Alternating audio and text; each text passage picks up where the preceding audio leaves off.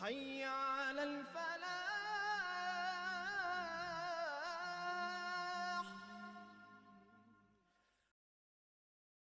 الحمد لوليه والصلاة والسلام على نبيه وعلى آله وأصحابه المتأدبين بآدابه اما بعد۔ آج ہم 25واں پارہ پڑھیں گے۔ سورۃ حامیم السجدہ کی آیت نمبر 46 تک ہم نے 24ویں پارے میں پڑھا تھا، اور آیت نمبر 47 سے 25ویں پارہ کا آغاز ہو رہا ہے۔ اعوذ باللہ من الشیطان الرجیم، بسم اللہ الرحمن الرحیم۔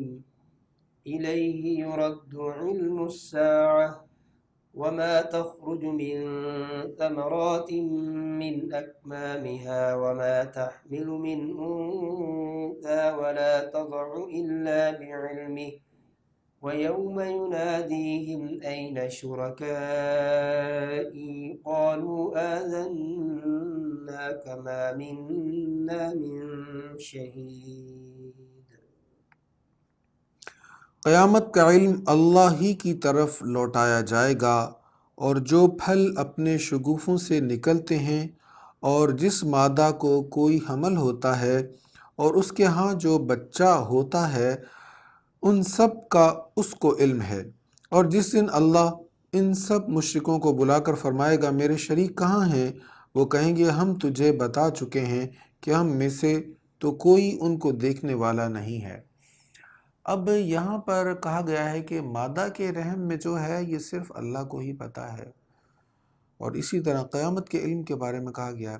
دیکھیں، قیامت کا علم، بارش کا علم، رحم مادر کا علم، موت کا علم، کون کہاں مرے کا علم، قرآن کریم میں بار بار اس کے بارے میں کہا گیا ہے کہ اس کا علم اللہ ہی کے پاس ہے۔ اب جب کہ ہم دیکھتے ہیں کہ محکمہ موسمیات پیشگوئی کر دیتا ہے، اور 90% اس کی پیشگوئی درست ہوتی ہے، بلکہ سورج چاند کو گرہن کب لگے گا اس کی پیشگوئی تو 100% ٹھیک ہوتی ہے، تو سالوں پہلے کر دی جاتی ہے، اور یہ 100% درست ہوتی ہے۔ اسی طرح رحم میں کیا ہے، اس کے بارے میں 100% پیشگوئی درست ہو جاتی ہے۔ تو اب اس کا کیا معنی ہوگا؟ اس کا معنی یہ ہے، اسی طرح سورہ جن میں ایک اور مقام پر بھی ارشاد ہے کہ اللہ تعالیٰ انبیاء کو بھی غیب کا علم عطا فرماتا ہے۔ تو تطبیق کیا ہوگی اس میں؟ اس کا مطلب یہ ہے، یہاں پر جو قرآن میں فرمایا جا رہا ہے، جو کہا جا رہا ہے کہ صرف اللہ کو علم ہے، اس کا مطلب ہے کہ ذاتی علم اس کا صرف اللہ تعالیٰ کے پاس ہے۔ اگر ڈاکٹر بتائے الٹراساؤنڈ کے بعد کہ رحم میں کیا ہے، تو وہ آلات کی مدد سے بتا رہا ہے۔ اللہ تعالیٰ آلات کا محتاج نہیں ہے، اللہ تعالیٰ کسی مشین کا محتاج نہیں ہے، اس کا علم 100% ہے، اور اس کا ذاتی علم ہے۔ اسی طرح محکمہ موسمیات والے جن آلات کی مدد سے بتا رہے ہیں تو وہ ان کی مدد سے بتا رہے ہیں، جبکہ اللہ تعالیٰ کسی چیز کا محتاج نہیں، اور اس کا علم ذاتی ہے، اللہ کی عطا سے یہ آلات بنے ہیں تو وہ بتا رہے ہیں۔ تو اسی طرح قیامت کا علم، دیگر چیزوں کا علم یا غیب کے متعلق جو علم ہے، ذاتی علم اللہ ہی کے پاس ہے، اللہ کی عطا سے اس کے پیاروں کے پاس بھی جتنا اس نے چاہا علم ہے۔ پھر ارشاد ہے، اور ان سے وہ سب گم ہو جائیں گے جن کی اس سے پہلے وہ دنیا میں پرستش کرتے تھے، اور وہ یہ سمجھ لیں گے کہ اب ان کے لیے نجات کا کوئی راستہ نہیں ہے۔ انسان خیر کی دعا کرنے سے کبھی نہیں تھکتا، اور اگر اسے کوئی شر پہنچ جائے تو وہ مایوس اور نا امید ہو جاتا ہے، اور اگر ہم اس کو تکلیف پہنچنے کے بعد رحمت کا ذائقہ چکھائیں تو وہ یہ ضرور کہے گا کہ میں بہر صورت اس کا حقدار تھا، اور میں یہ گمان نہیں کرتا کہ قیامت قائم ہوگی، اور اگر میں اپنے رب کے پاس لوٹایا بھی گیا تو بے شک اس کے پاس میری خیر ہوگی، بس ہم ضرور کافروں کو ان کے کاموں کی خبر دیں گے، اور ہم ان کو ضرور سخت عذاب کا مزہ چکھائیں گے۔ کفار یہ کہتے ہیں جیسے دنیا میں ہم خوشحال ہیں، جیسے یہاں ہم سردار ہیں، جیسے یہاں ہم اقتدار والے ہیں، ہمارے غلام ہیں اور ہم حاکم ہیں، یہ محکوم ہیں، اگر کوئی اگلا جہان ہوا تو وہاں بھی ہم ایسے ہی ہوں گے، وہاں بھی ہماری خیر ہوگی۔ اللہ تعالیٰ فرما رہا ہے نہیں، یہ تمہارا کہنا غلط ہے۔ قیامت کے دن جب تم اللہ کے حضور پہنچو گے پھر تمہیں پتہ چلے گا کہ تمہاری خیر ہے کہ نہیں ہے، یعنی تمہارے لیے وہاں آسانی ہے یا عذاب ہے۔ تو دنیا دارالعمل ہے، یہاں اللہ نے کسی کو زیادہ عطا فرما کے اس کے لیے موقع فراہم کیا ہے کہ اب اس میں آزمائش ہے اس کی، کہ اس آزمائش پر وہ پورا کیسے اترتا ہے، اور کسی کو غربت میں رکھ کر، مشکلات میں رکھ کر اس کے لیے آزمائش رکھی ہے اور اس کے لیے اجر رکھا ہے۔ اور جب ہم انسان پر کوئی انعام کرتے ہیں تو وہ منہ پھیر لیتا ہے اور پہلو بچا کر ہم سے دور ہو جاتا ہے، اور جب اس پر مصیبت آتی ہے تو وہ لمبی چوڑی دعائیں کرنے والا ہو جاتا ہے۔ آپ کہیے کہ بھلا یہ بتاؤ، اگر یہ قرآن اللہ کی طرف سے نازل ہوا ہو اور تم نے اس کا کفر کیا ہو تو اس سے بڑھ کر اور کون گمراہ ہوگا جو مخالفت میں حق سے بہت دور چلا جائے۔ سنريهم آياتنا في الآفاق وفي أنفسهم حتى يتبين لهم أنه الحق أولم يكف بربك أنه على كل شيء شهيد ألا إنهم في مرية من لقاء ربهم ألا إنه بكل شيء محيط۔ ہم عن قریب ان کو اپنی نشانیاں اطراف عالم میں بھی دکھائیں گے اور خود ان کے نفسوں میں بھی، حتیٰ کہ ان پر منکشف ہو جائے گا کہ یہ قرآن برحق ہے۔ کیا ان کے لیے یہ کافی نہیں ہے کہ آپ کا رب ہر چیز پر گواہ ہے؟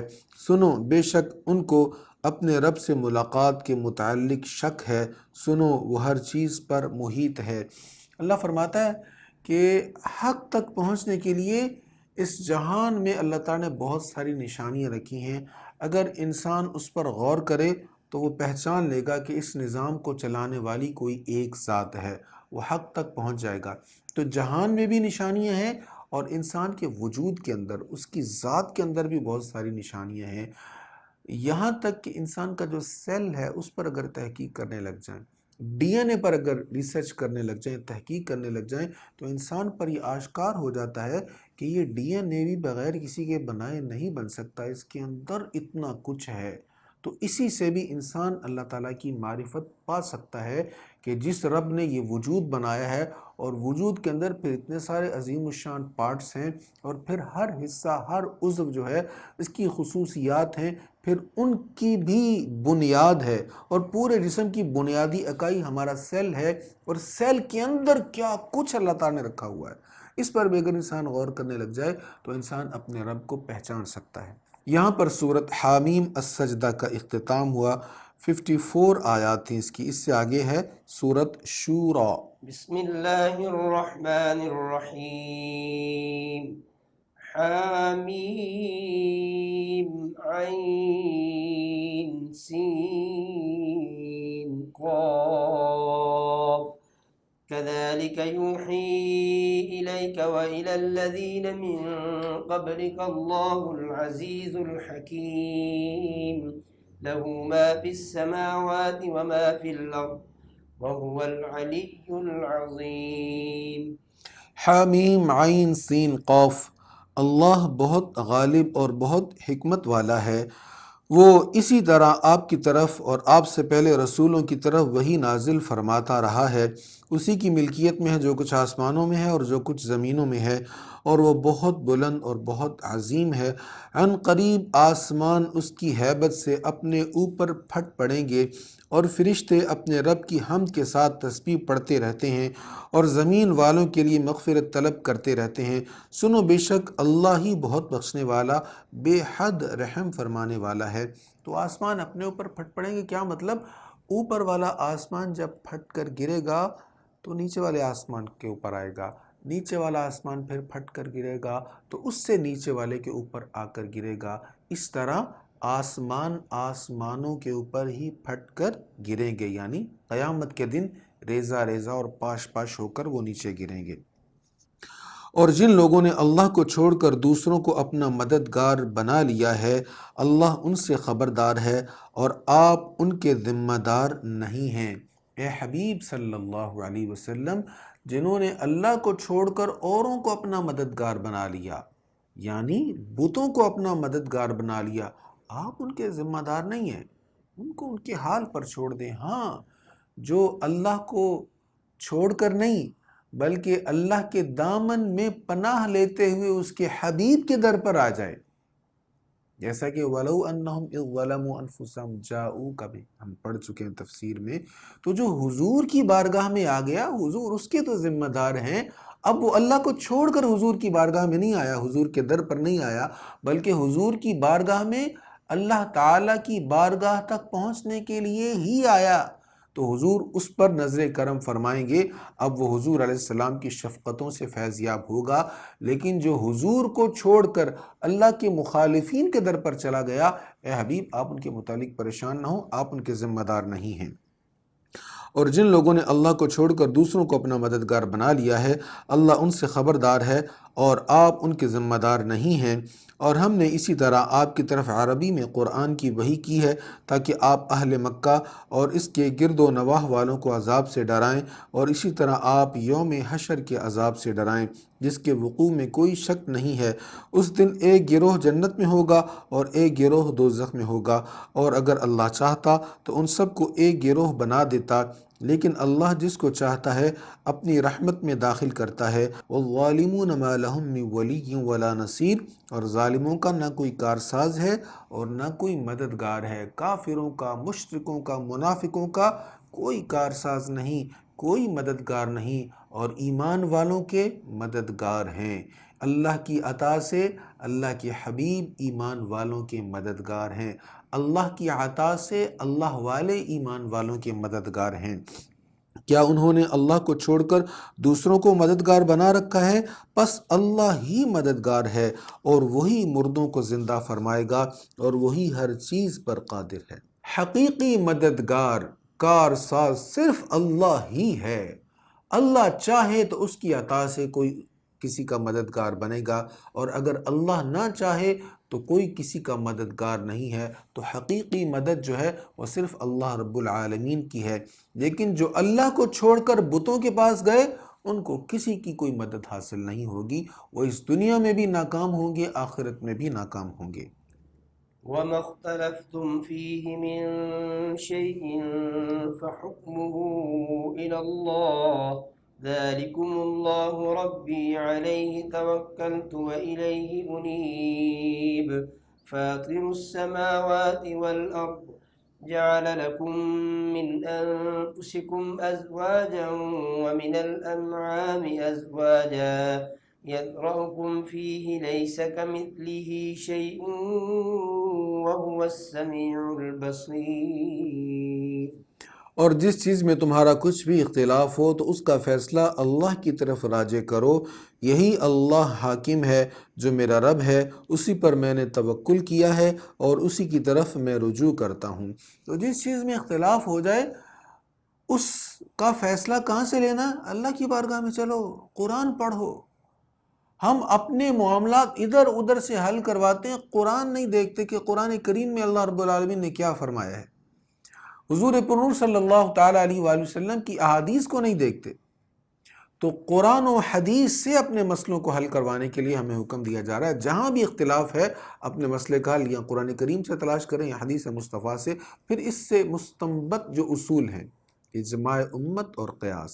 اب اجماع امت اور قیاس کے جو مسائل ہیں ان میں بھی جہاں اختلاف ہوگا تو پھر اصل چیز قرآن و حدیث ہی ہے، اسی کی طرف لوٹنا پڑے گا، پھر ہی ہم اختلافات سے بچیں گے. وہ آسمانوں اور زمینوں کا پیدا کرنے والا ہے، اس نے تمہارے لیے تم ہی میں سے جوڑے بنائے اور مویشیوں سے جوڑے بنائے، وہ تمہیں اس میں پھیلاتا ہے، اس کی مثل کوئی چیز نہیں ہے. وہ ہر بات کو سننے والا، ہر چیز کو دیکھنے والا ہے. آسمانوں اور زمینوں کی کنجیوں کا وہی مالک ہے. وہ جس کے لیے چاہے رزق کشادہ کر دیتا ہے اور جس کے لیے چاہے رزق تنگ کر دیتا ہے. بے شک وہ ہر چیز کو خوب جاننے والا ہے. اس نے تمہارے لیے اسی دین کو مشروع یعنی مقرر کیا ہے جس دین کی اس نے نوح کو وصیت کی تھی، اور جس دین کی ہم نے آپ کی طرف وحی کی ہے، اور جس دین کی ہم نے ابراہیم اور موسیٰ اور عیسیٰ کو وصیت کی تھی کہ تم دین کو قائم رکھنا اور اس میں تفرقہ نہ ڈالنا. جس دین کی طرف آپ مشرکین کو دعوت دے رہے ہیں وہ ان پر بہت شاق اور بھاری ہے. اللہ ہی اس دین کی طرف چن لیتا ہے جس کو چاہے، اور اسی کو اس دین کی طرف ہدایت دیتا ہے جو اس دین کی طرف رجوع کرتا ہے. دیکھیں اللہ تعالیٰ توفیق کس کو دیتا ہے؟ جو چل کر جاتا ہے، جو کوشش کرتا ہے، جس میں طلب ہوتی ہے۔ بغیر طلب کے کچھ نہیں ملتا۔ وَيَهْدِي إِلَيْهِ مَن يُنِيبُ، اور اسی کو وہ اس دین کی طرف ہدایت دیتا ہے جو اس دین کی طرف رجوع کرے گا۔ کوشش ہمیں کرنی پڑے گی، خواہش ہمیں کرنی پڑے گی کہ ہمیں قرآن کا فہم ملے، ہم قرآن کریم کے نور سے اپنے باطن کو منور کریں۔ کوشش تھوڑی سی کرنی پڑے گی، ایک قدم اٹھانا پڑے گا، بس ایک قدم ہی اٹھانا ہے۔ بس ایک قدم جب اٹھا لیں گے نا تو اس کی رحمت پھر خود ہمارے قریب آ جائے گی۔ اس پر ایک حدیث مبارکہ سنیے۔ حضرت سیدنا ابو ہریرہ رضی اللہ تعالیٰ عنہ بیان کرتے ہیں کہ رسول اللہ صلی اللہ علیہ وسلم نے ارشاد فرمایا، جو اللہ کی طرف ایک بالشت قریب ہوتا ہے، ایک بالشت قریب ہوتا ہے، اللہ اس کی طرف ایک ہاتھ قریب ہوتا ہے، اور جو اللہ کی طرف ایک ہاتھ قریب ہوتا ہے، اللہ تعالیٰ اس کی طرف 4 ہاتھ قریب ہوتا ہے، اور جو اللہ کی طرف چل کر آتا ہے، اللہ اس کی طرف دوڑتا ہوا آتا ہے۔ سبحان اللہ، یہ مسند امام احمد بن حنبل کی حدیث ہے۔ تو ہمیں ایک قدم بڑھانا ہوگا، ایک قدم بڑھائیں گے، یہ بھی اللہ کی توفیق سے ہی ہوگا، لیکن ایک قدم جب ہم بڑھائیں گے تو پھر انشاءاللہ اللہ کی رحمت ہمیں پیچھے نہیں دھکیلے گی بلکہ ہمیں آگے بڑھائے گی، اور ہم پر اپنی کرم نوازیاں اللہ تعالیٰ ضرور فرمائے گا انشاءاللہ۔ اور انہوں نے اسی وقت تفرقہ ڈالا تھا جب ان کے پاس علم آ چکا تھا، اور وہ تفرقہ بھی باہمی سرکشی کی وجہ سے تھا، اور اگر آپ کے رب کی طرف سے نزول عذاب کی ایک میعاد مقرر نہ ہو چکی ہوتی تو ان کے درمیان فیصلہ ہو چکا ہوتا، اور بے شک جن لوگوں کو ان کے بعد کتاب دی گئی ہے وہ بھی اس کے متعلق الجھن میں ڈالنے والے شک میں ہیں۔ بس اسی قرآن کی طرف آپ دعوت دیں، اور جس طرح آپ کو حکم دیا گیا ہے آپ اسی پر مستقیم رہیں، یعنی برقرار رہیں، اور ان کی خواہشوں کی پیروی نہ کریں، اور آپ کہیے میں ان تمام چیزوں پر ایمان لایا جو اللہ نے کتاب میں نازل کی ہیں، اور مجھے تمہارے درمیان عدل کرنے کا حکم دیا گیا ہے۔ اللہ ہمارا رب ہے اور تمہارا رب ہے، ہمارے لیے ہمارے اعمال ہیں اور تمہارے لیے تمہارے اعمال ہیں، ہمارے اور تمہارے درمیان کوئی ذاتی جھگڑا نہیں ہے، اللہ ہم سب کو جمع فرمائے گا اور اسی کی طرف سب کو لوٹنا ہے۔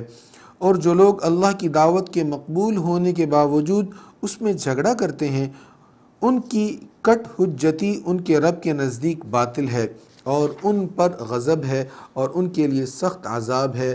اللہ ہی ہے جس نے حق کے ساتھ کتاب کو نازل فرمایا اور میزان کو قائم فرمایا، اور اے مخاطب تجھے کیا پتہ شاید کہ قیامت قریب ہے۔ اس کے جلد آنے کا وہی مطالبہ کرتے ہیں جو اس پر ایمان نہیں رکھتے، اور جو لوگ قیامت کے آنے پر یقین رکھتے ہیں وہ اس کے آنے سے ڈرتے ہیں، اور ان کو یقین ہے کہ وہ برحق ہے۔ سنو، جو لوگ قیامت کے وقوع میں جھگڑتے ہیں وہ پرلے درجہ کی گمراہی میں ہیں۔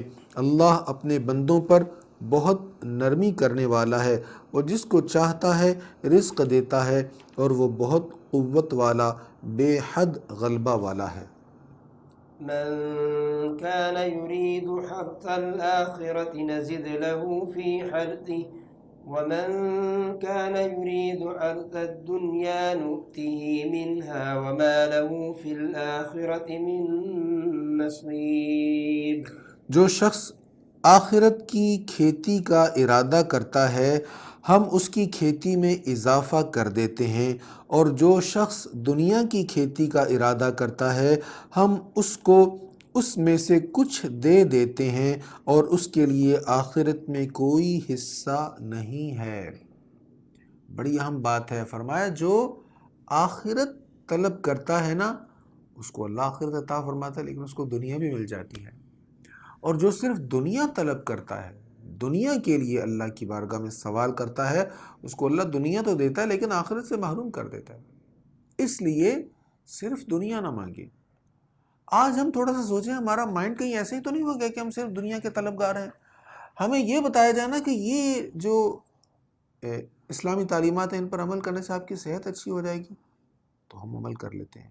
ڈاکٹر کہہ دے کہ وضو کرنے سے یہ فوائد ہو تو ہم کہیں گے یار وضو کرنا چاہیے، لیکن اگر ہمیں بتایا جائے کہ حدیث مصطفیٰ ہے آپ یہ نیک کام کریں گے تو اس کو یہ اجر قیامت کے دن ملے گا، تو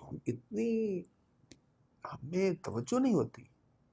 تو کیا ہم صرف دنیا کے طالب ہیں، دنیا کے فائدے کے پیچھے بھاگ رہے ہیں؟ ایک ہوتا ہے ایسا، ایک تھوڑا سا ذہن میں یہ بات آتی ہے اس لیے میں نے عرض کر دی. تو خیر اگر کوئی اس طرح بھی نیکی کا کام کرے کہ اس میں میرا دنیاوی فائدہ ڈاکٹر کے کہنے پر ہی چلو کر لے، لیکن اس کا آخرت پر یقین رہنا چاہیے کہ مجھے انشاءاللہ آخرت میں اس کا اجر ملے گا. تو آخرت کے اجر کے لیے زیادہ کوشش ہونی چاہیے. اللہ سے دعا مانگتے وقت صرف دنیا نہ مانگے دنیا بھی مانگے، اس کے خزانوں میں کوئی تھوڑ تو نہیں ہے، جو مرضی مانگے وہ عطا فرمائے گا، لیکن آخرت ضرور مانگے. اس لیے میرے آقا کریم علیہ السلام کی پسندیدہ بہترین دعا ربنا آتنا فی الدنیا حسنۃ وفی الآخرۃ حسنۃ وقنا عذاب النار. اس دعا میں دنیا بھی ہے آخرت بھی ہے. اللہ تعالیٰ دنیا بھی روشن کرے، آخرت بھی خیر والی فرمائے.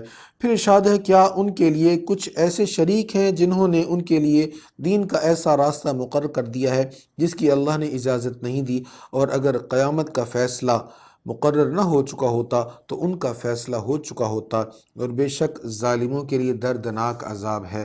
آپ دیکھیں گے کہ ظالم اپنے کرتوتوں سے خوف زدہ ہوں گے اور ان کے کرتوتوں کا وبال ان پر نازل ہوگا، اور جو لوگ ایمان لائے اور انہوں نے نیک کام کیے وہ جنتوں کے باغات میں ہوں گے. ان کے لیے ان کے رب کے پاس ہر وہ چیز ہوگی جس کی وہ خواہش کریں گے، یہی بہت بڑا فضل ہے. ذلك الذي يبشر الله عباده الذين آمنوا وعملوا الصالحات قل لا أسألكم عليه أجرا إلا المودة في القربى ومن يقترف حسنة نزد له فيها حسنا إن الله غفور شكور. یہی وہ چیز ہے جس کی اللہ اپنے بندوں کو بشارت دیتا ہے جو ایمان لائے اور انہوں نے نیک کام کیے. آپ کہیے میں اس تبلیغ رسالت پر تم سے کوئی اجرت طلب نہیں کرتا سوا قرابت کی محبت کے. قل لا اسألکم علیہ اجرا الا المودۃ فی القربى. آپ کہیے میں اس تبلیغ رسالت پر تم سے کوئی اجرت طلب نہیں کرتا سوا قرابت کی محبت کے، اور جو شخص نیکی کرے گا ہم اس نیکی کے حسن کو اور بڑھا دیں گے. بے شک اللہ بہت بخشنے والا اور بہت قدر کرنے والا ہے. تو رسول کریم علیہ السلام کو اللہ تعالیٰ نے فرمایا کہ آپ ان سے کہہ دیں کہ میں نے جو مشقت برداشت کی تم تک پیغام پہنچانے کے لیے، جو تکالیف برداشت کی، اس پر مجھے کوئی اجر نہیں چاہیے، کوئی مال و متاع نہیں چاہیے. ہاں قرابت کی محبت چاہیے. اس پر ایک حدیث مبارکہ ہے، نبی رحمت جانے دو عالم صلی اللہ تعالیٰ علیہ وآلہ وسلم پر جب یہ آیت نازل ہوئی تو حضرت ابن عباس کہتے ہیں ہم مسلمانوں نے پوچھا یا رسول اللہ صلی اللہ علیہ وسلم آپ کے وہ قرابت دار کون ہیں جن سے محبت کرنا ہم پر واجب ہے. اس آیت میں یہ حکم تھا نا قرابت کی محبت کا، میں تم سے سوال کرتا ہوں. تو حضور سے پوچھا وہ کون ہیں قرابت دار جن کی محبت ہم پر واجب ہے؟ تو نبی کریم علیہ الصلوۃ والتسلیم نے فرمایا علی اور فاطمہ اور ان کے دونوں بیٹے. سبحان اللہ.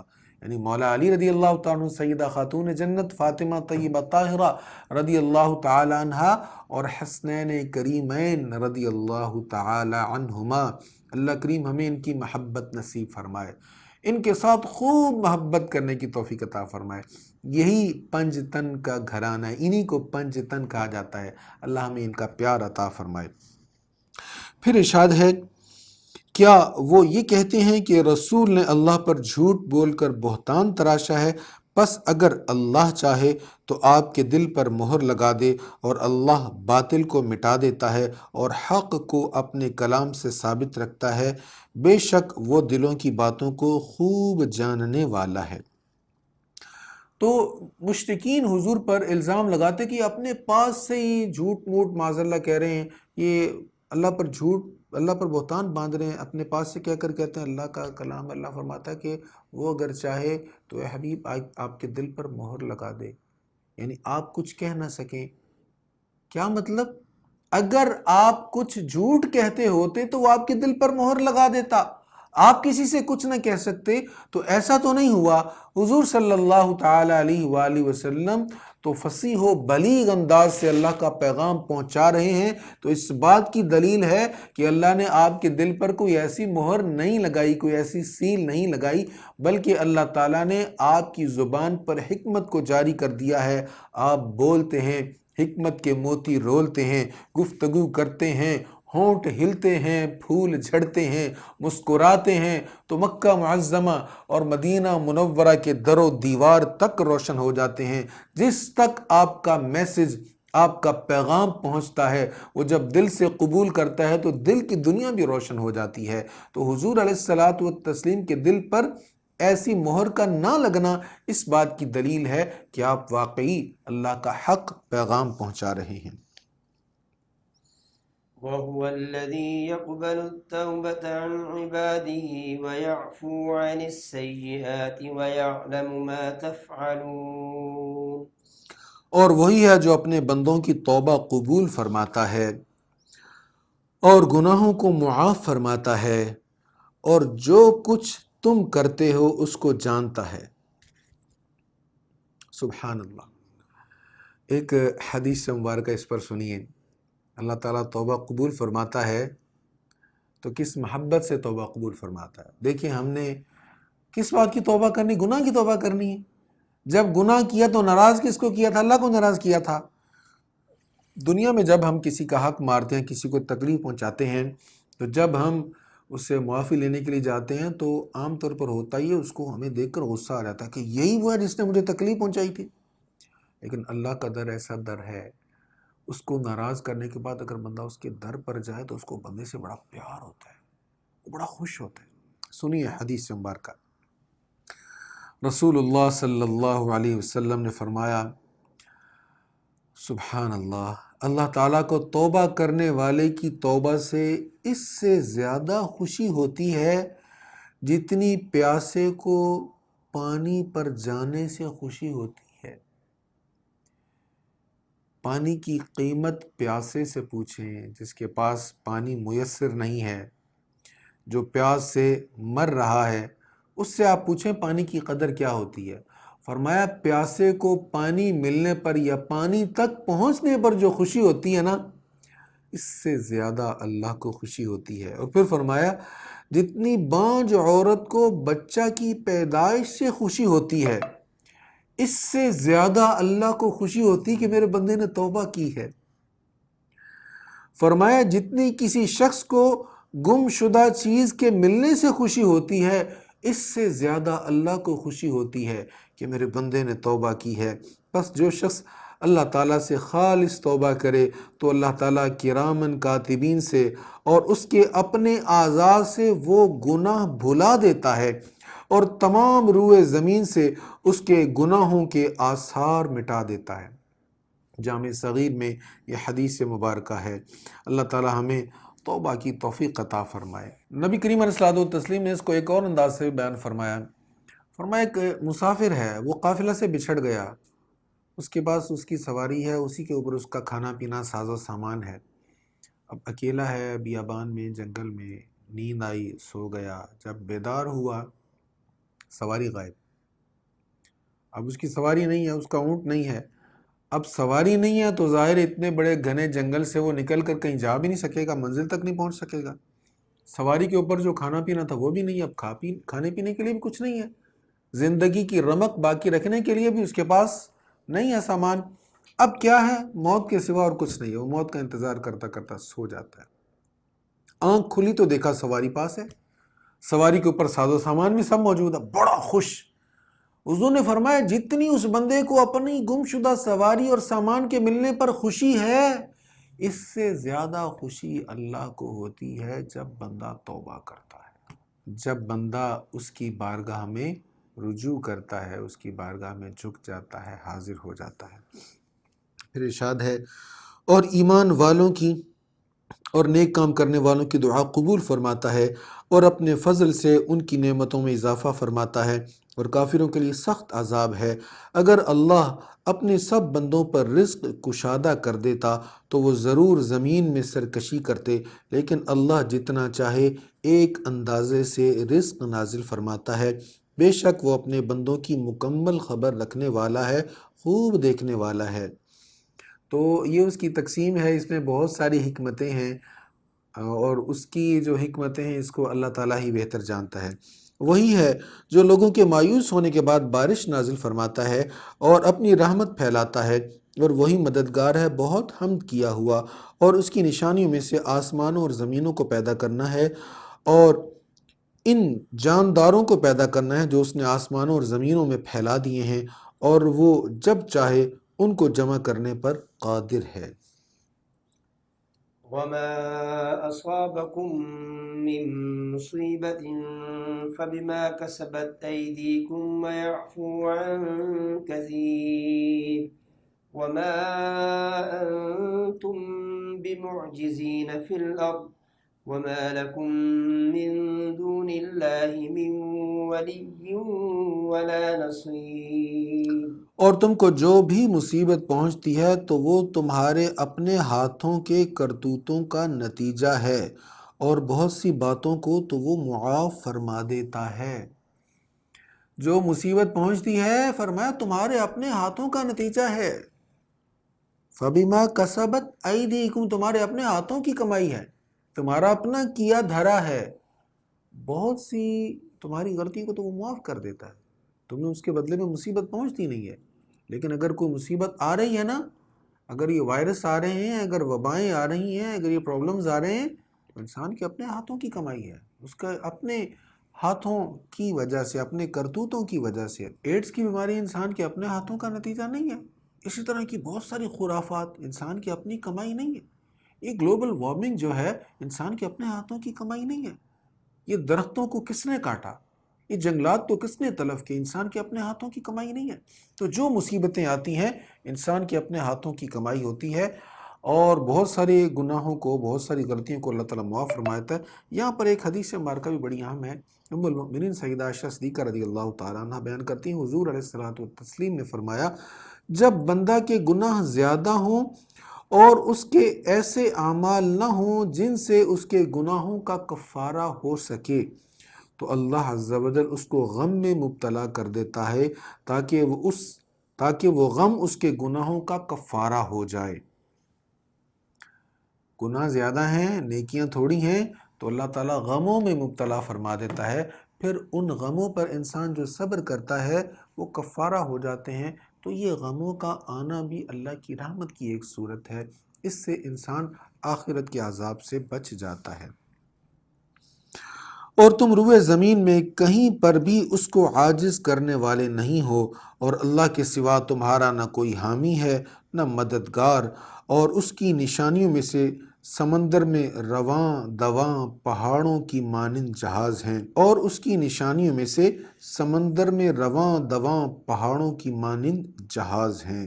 یہ بڑے بڑے جہاز، یہ بھی اللہ تعالیٰ کی عظیم نشانیوں میں سے ہیں۔ آگے ارشاد ہے، اور اگر وہ چاہے تو ہوا کو روک لے اور یہ جہاز سطح سمندر پر ٹھہرے کے ٹھہرے رہ جائیں، بے شک اس میں ہر بڑے صابر اور شاکر کے لیے نشانیاں ہیں۔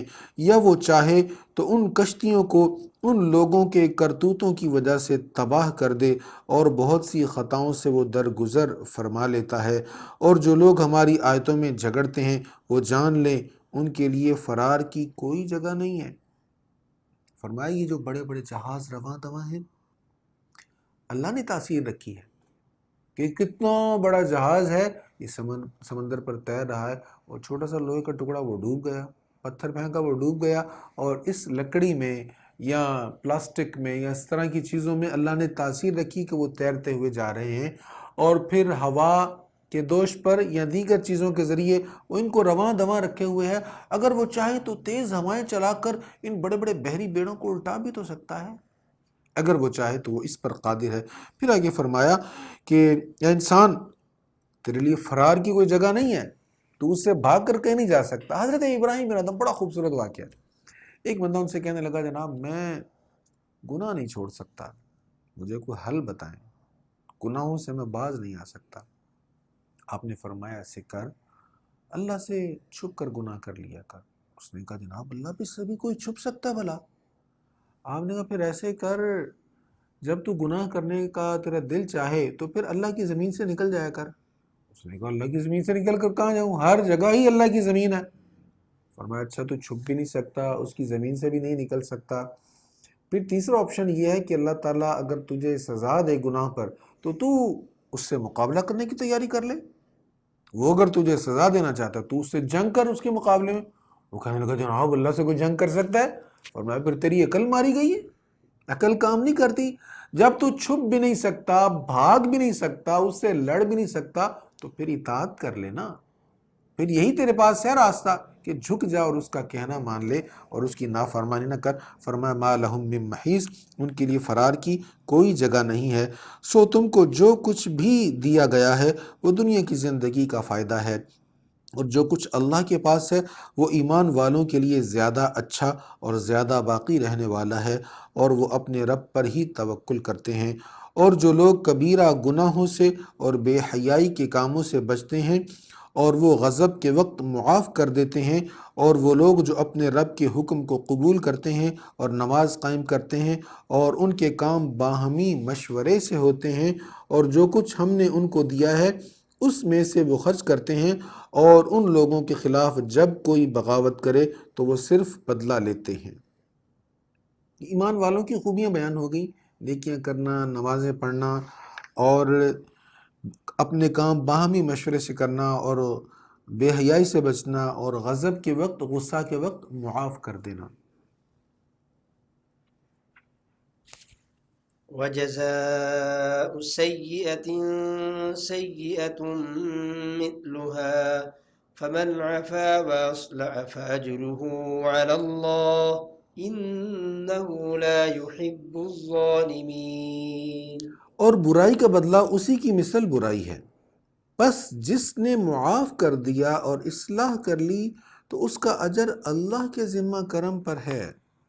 فمن عفا واصلح، جس نے معاف کر دیا اور اصلاح کر لی، فاجرہ علی اللہ، اس کا اجر اللہ کے ذمہ کرم پر ہے، اللہ اس کو اجر عطا فرمائے گا۔ ہم کہتے ہیں ہم کیوں معاف کریں، اس نے ہمارا حق مارا، ہمیں تکلیف دی، ہمارے ساتھ زیادتی کی، ہم نہیں معاف کریں گے، ہم معاف نہیں کرتے۔ فرمایا اگر تو معاف کر دے انسان تو اجر تمہیں اللہ دے گا۔ انہ لا یحب الظالمین، بے شک وہ ظالموں سے محبت نہیں کرتا۔ اب معاف کرنے پر جو اجر ہے، اجر اللہ کے ذمہ کرم پر ہے۔ اس پر حدیث سنی، حضرت انس رضی اللہ عنہ بیان کرتے ہیں کہ رسول اللہ صلی اللہ علیہ وسلم نے فرمایا قیامت کے دن ایک منادی 2 بار ندا کرے گا۔ منادی کہتے ہیں آواز لگانے والا، اعلان کرنے والا، ندا کرنے والا۔ ایک منادی 2 بار ندا کرے گا۔ کیا ندا کرے گا؟ جس شخص کا اللہ تعالیٰ کے ذمہ کرم پر ہے اجر، جس شخص کا اجر اللہ تعالیٰ کے ذمہ کرم پر ہے وہ جنت میں داخل ہو جائے۔ جس کا اجر اللہ کے ذمہ کرم پر ہے وہ جنت میں داخل ہو جائے۔ تو جس شخص نے اپنے بھائی کو معاف کر دیا ہوگا وہ اٹھ کھڑا ہوگا، جس نے معاف کیا ہوگا وہ اٹھے گا اور جنت میں داخل ہو جائے گا۔ یہ شعب الایمان کی یہ حدیث ہے۔ تو ارشاد فرمایا کہ فمن عفا واصلح فاجرہ علی اللہ، جس نے معاف کر دیا اور اصلاح کر لی تو اس کا اجر اللہ کے ذمہ کرم پر ہے، بے شک وہ ظالموں سے محبت نہیں کرتا۔ اور جس نے اپنے اوپر ظلم کیے جانے کا بدلہ لے لیا تو اب اس سے مواخذہ کرنے کا کوئی جواز نہیں ہے۔ جس نے اپنا بدلہ لے لیا تو اب مزید وہ اس سے کوئی مواخذہ نہیں کر سکتا۔ بدلہ جو لے لیا تو جتنا بدلہ تھا لے لیا، اب مزید کو مواخذہ نہیں کر سکتا، مزید اس کو کوئی تکلیف نہیں وہ پہنچا سکتا۔ مواخذہ کرنے کا جواز ان لوگوں کے خلاف ہے جو لوگوں پر ظلم کرتے ہیں اور روئے زمین میں ناحق سرکشی کرتے ہیں، ان لوگوں کے لیے دردناک عذاب ہے۔ اور جس نے صبر کیا اور معاف کر دیا تو بے شک یہ ضرور ہمت کے کاموں میں سے ہے۔ صبر کرنا اور معاف کرنا ہی زیادہ بہتر ہے، لیکن یہ معمولی کام نہیں ہے۔ ان ذالک لمن عزم الامور، یہ بڑی ہمت کا کام ہے، کسی کو معاف کر دینا بڑی ہمت کا کام ہے۔ یہ اللہ تعالیٰ ہی ہے نا جو اتنے گناہوں کے باوجود معاف کر دیتا ہے۔ لکھ واری میں توبہ پنی ہاں میں بے اعتبارہ، پھر بھی فضل تیرے دیاں مولا آساں رکھن والا۔ جتنے مرضی کسی نے گناہ کیے، سچے دل سے آ جائے اس کی بارگاہ میں تو وہ خوش بھی ہوتا ہے، معاف بھی فرماتا ہے اور کرم بھی فرماتا ہے۔ لیکن ہم اس معاملے میں بڑے تنگی داماں کا گلہ کرتے ہیں۔ اللہ ہمیں کشادہ دل عطا فرمائے۔ ومن يضلل الله فما له من ولي من بعده وترى الظالمين لما رأوا العذاب يقولون هل إلى مرد من سبيل۔ اور جسے اللہ گمراہ کر دے اس کے لیے اس کے بعد کوئی کارساز نہیں ہے۔ اور آپ دیکھیں گے کہ ظالم لوگ جب عذاب کو دیکھیں گے تو کہیں گے کیا دنیا میں واپس جانے کی کوئی صورت ہے؟ اور آپ ان کو دیکھیں گے کہ ان کو دوزخ پر اس حال میں پیش کیا جائے گا کہ وہ ذلت سے سر جھکائے ہوئے ہوں گے، کنکھیوں سے دیکھ رہے ہوں گے، اور ایمان والے کہہ رہے ہوں گے کہ بے شک نقصان زدہ وہی لوگ ہیں جنہوں نے اپنی جانوں کو اور گھر والوں کو قیامت کے دن نقصان میں ڈال دیا۔ سنو بے شک ظلم کرنے والے دائمی عذاب میں ہیں۔ اور اللہ کے سوا ان کے کوئی حمایتی نہیں ہیں جو ان کی مدد کر سکیں، اور جسے اللہ گمراہ کر دے اس کے لیے کوئی سیدھی راہ نہیں ہے۔ تم اپنے رب کا حکم مان لو اس سے پہلے کہ وہ دن آ جائے جو اللہ کی طرف سے ٹلنے والا نہیں ہے۔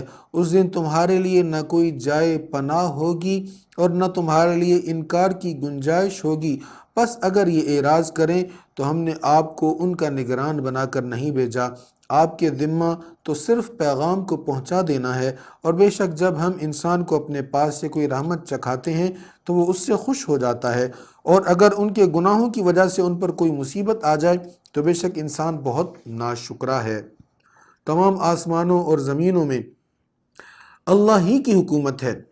وہ جو چاہے پیدا کرتا ہے، وہ جس کو چاہے بیٹیاں دے اور جس کو چاہے بیٹے عطا فرمائے، یا جس کو چاہے بیٹے اور بیٹیاں عطا کر دے اور جس کو چاہے بے اولاد کر دے۔ وہ بے حد علم والا، بہت قدرت والا ہے۔ بیٹیاں دینا بھی اس کے اختیار میں ہے، بیٹے دینے بھی اس کے اختیار میں ہے، اولاد سے محروم کرنا بھی اسی کے اختیار میں ہے، اولاد والا بنانا بھی اس کے اختیار میں ہے۔ کیا مطلب؟ اے انسان اسی کی بارگاہ میں آ، اسی کی بارگاہ میں جھک جا۔ آپ جائیں ڈاکٹر کے پاس، اگر اولاد نہیں ہے بہتر سے بہتر ڈاکٹر کے پاس جائیں، لیکن ڈاکٹر کے پاس جانے سے پہلے اللہ کی بارگاہ میں تو جاؤ۔ اگر وہ چاہے گا تو ڈاکٹر کی میڈیسن میں تاثیر ہوگی، وہ نہیں چاہے گا تو جتنے مرضی اچھے سے اچھے ڈاکٹر کو لے جائیں، نہیں فائدہ ہوگا۔ تو اولاد کے حصول کے لیے، ہر ضرورت کے لیے پہلے اللہ کی بارگاہ میں جائیں، پھر جو اسباب اللہ تعالیٰ نے مہیا فرمائیں ان کی طرف رجوع کریں۔ اور کسی بشر کے لیے ممکن نہیں کہ اللہ اس سے کلام کرے ما سوا وحی کے یا پردے کی اوٹ سے، یا اللہ کسی فرشتہ کو بھیج دے، پس وہ اللہ کے حکم سے جو اللہ چاہے وہ وحی کرے۔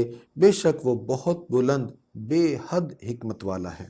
وَكَذَلِكَ أَوْحَيْنَا إِلَيْكَ رُوحًا مِّنْ أَمْرِنَا مَا كُنتَ تَدْرِي مَا الْكِتَابُ وَلَا الْإِيمَانُ وَلَكِنْ جَعَلْنَاهُ نُورًا نَهْدِي بِهِ مَن نَّشَاءُ مِنْ عِبَادِنَا وَإِنَّكَ لَتَهْدِي إِلَى صِرَاطٍ مُّسْتَقِيمٍ صراط الله الذي له ما في السماوات وما في الأرض ألا إلى الله تصير الأمور۔ اور اسی طرح ہم نے اپنے حکم سے آپ کی طرف روح یعنی قرآن کی وحی کی ہے۔ اس سے پہلے آپ از خود یہ نہیں جانتے تھے کہ کتاب کیا چیز ہے اور ایمان کیا ہے، لیکن ہم نے اس کتاب کو نور بنا دیا جس سے ہم اپنے بندوں میں سے جس کو چاہیں ہدایت دیتے ہیں، اور بے شک آپ ضرور صراط مستقیم کی طرف ہدایت دیتے ہیں۔ اب اس جگہ قرآن کریم کو روح کہا گیا ہے۔ روح، دیکھیں روح ہوتی ہے تو بدن میں طاقت ہوتی ہے۔ بدن کی حیات کا سبب کیا ہے؟ روح۔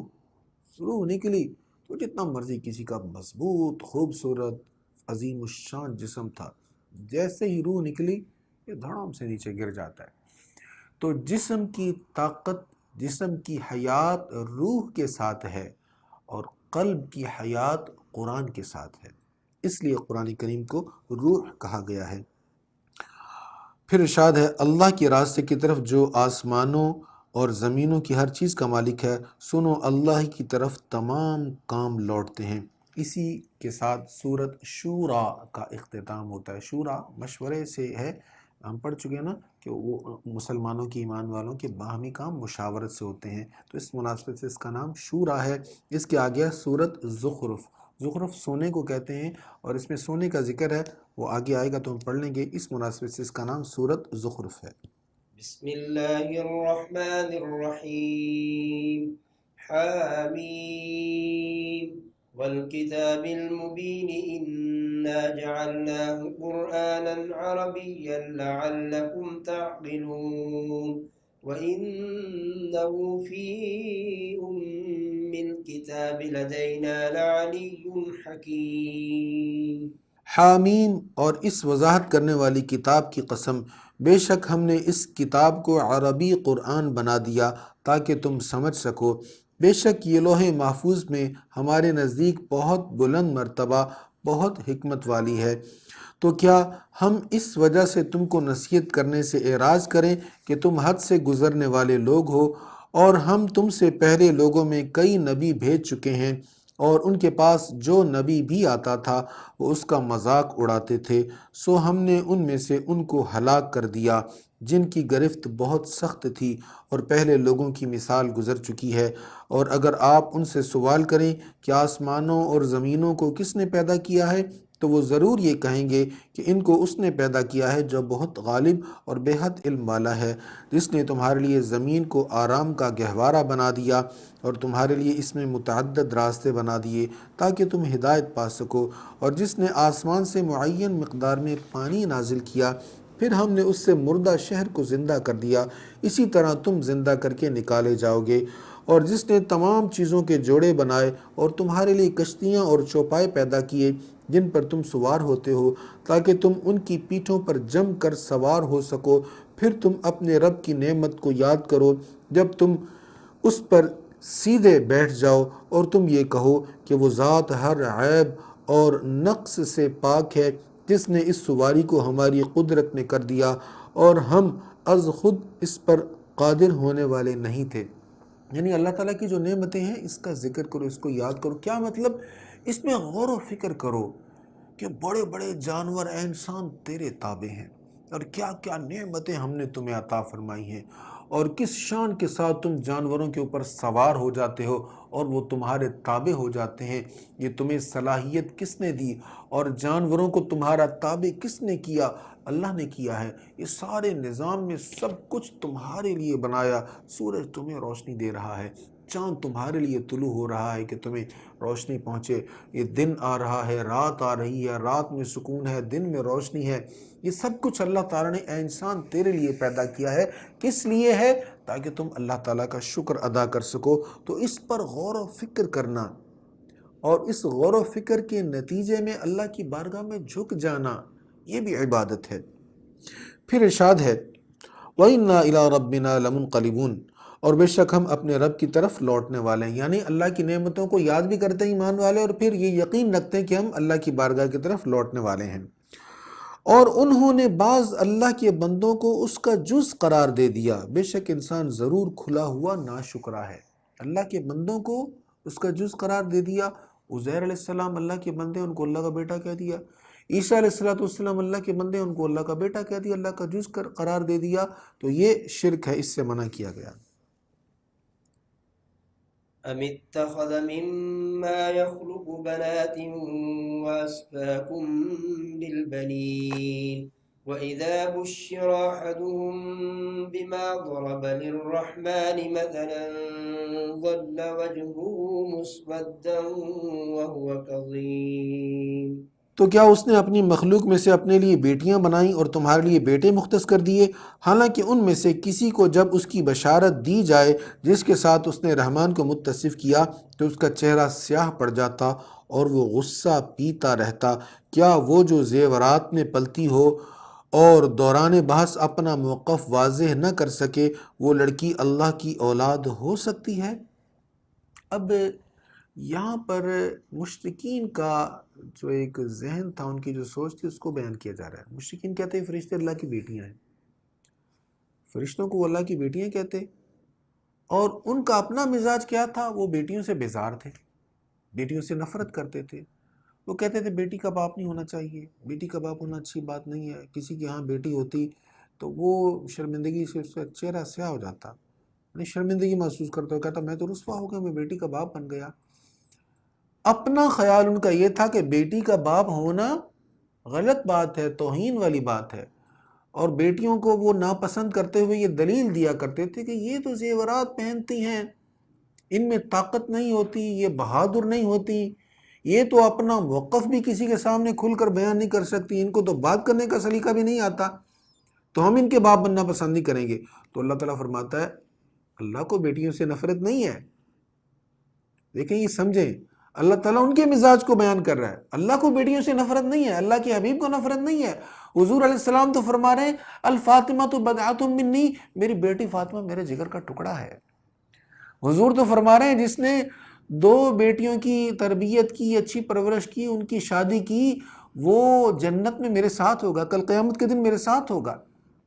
جس نے 3 بیٹیوں کی یا بہنوں کی پرورش کی، ان کی شادیاں کی، تو اس کے اور دوزخ کے درمیان یہ بیٹیاں حجاب بن جائیں گی۔ تو بیٹیوں کے ساتھ محبت کی اسلام ترغیب دے رہا ہے۔ یہاں پر مزاج کفار مشرکین کا بیان ہو رہا ہے کہ وہ خود تو بیٹیوں کے متعلق نفرت کرتے ہوئے یہ دلائل دیا کرتے تھے، لیکن اللہ تعالیٰ کے متعلق کہتے ہیں کہ اللہ کی بیٹیاں ہیں، خود اپنے لیے بیٹوں کو پسند کرتے ہیں اور اللہ تعالیٰ کے لیے اس کو پسند کر رہے ہیں جو ان کے گمان کے مطابق غلط ہے، حالانکہ بیٹیاں بھی غلط نہیں ہیں۔ تو اللہ تعالیٰ تو بیٹوں سے بھی پاک ہے، بیٹیوں سے بھی پاک ہے۔ تو اللہ تعالیٰ فرما رہا ہے کہ ان کے ذہن کتنے گھٹیا ان کی سوچیں ہیں کہ جس شے کو انہوں نے برا جانا اس کو اللہ کی طرف منسوب کر دیا، حالانکہ برا نہ بیٹا ہے نہ ہی بری بیٹی ہے۔ اور انہوں نے فرشتوں کو اللہ کی بیٹیاں قرار دیا جو رحمان کے بندے ہیں۔ کیا یہ لوگ ان کی پیدائش کے وقت گواہ تھے؟ ان کی یہ گواہی لکھ لی جائے گی اور عن قریب اس کے متعلق باز پرس ہوگی۔ اور انہوں نے کہا اگر رحمان چاہتا تو ہم ان کی عبادت نہ کرتے، انہیں اس کا کچھ علم نہیں، وہ محض اٹکل پچو سے باتیں کرتے ہیں۔ کیا ہم نے اس سے پہلے انہیں کوئی کتاب دی ہے جس کو یہ مضبوطی سے تھامے ہوئے ہیں؟ نہیں، بلکہ انہوں نے کہا ہم نے اپنے باپ دادا کو ایک دین پر پایا اور ہم انہی کے قدموں کے نشانات پر چل کر ہدایت پانے والے ہیں۔ وكذلك ما أرسلنا من قبلك في قرية من نذير إلا قال مترفوها إنا وجدنا آباءنا على أمة وإنا على آثارهم مقتدون۔ اور اسی طرح ہم نے آپ سے پہلے جس بستی میں بھی کوئی عذاب سے ڈرانے والا بھیجا تو وہاں کے آسودہ حال لوگوں نے یہی کہا کہ ہم نے اپنے باپ دادا کو ایک دین پر پایا اور ہم انہی کے قدموں کے نشانات کی پیروی کرنے والے ہیں۔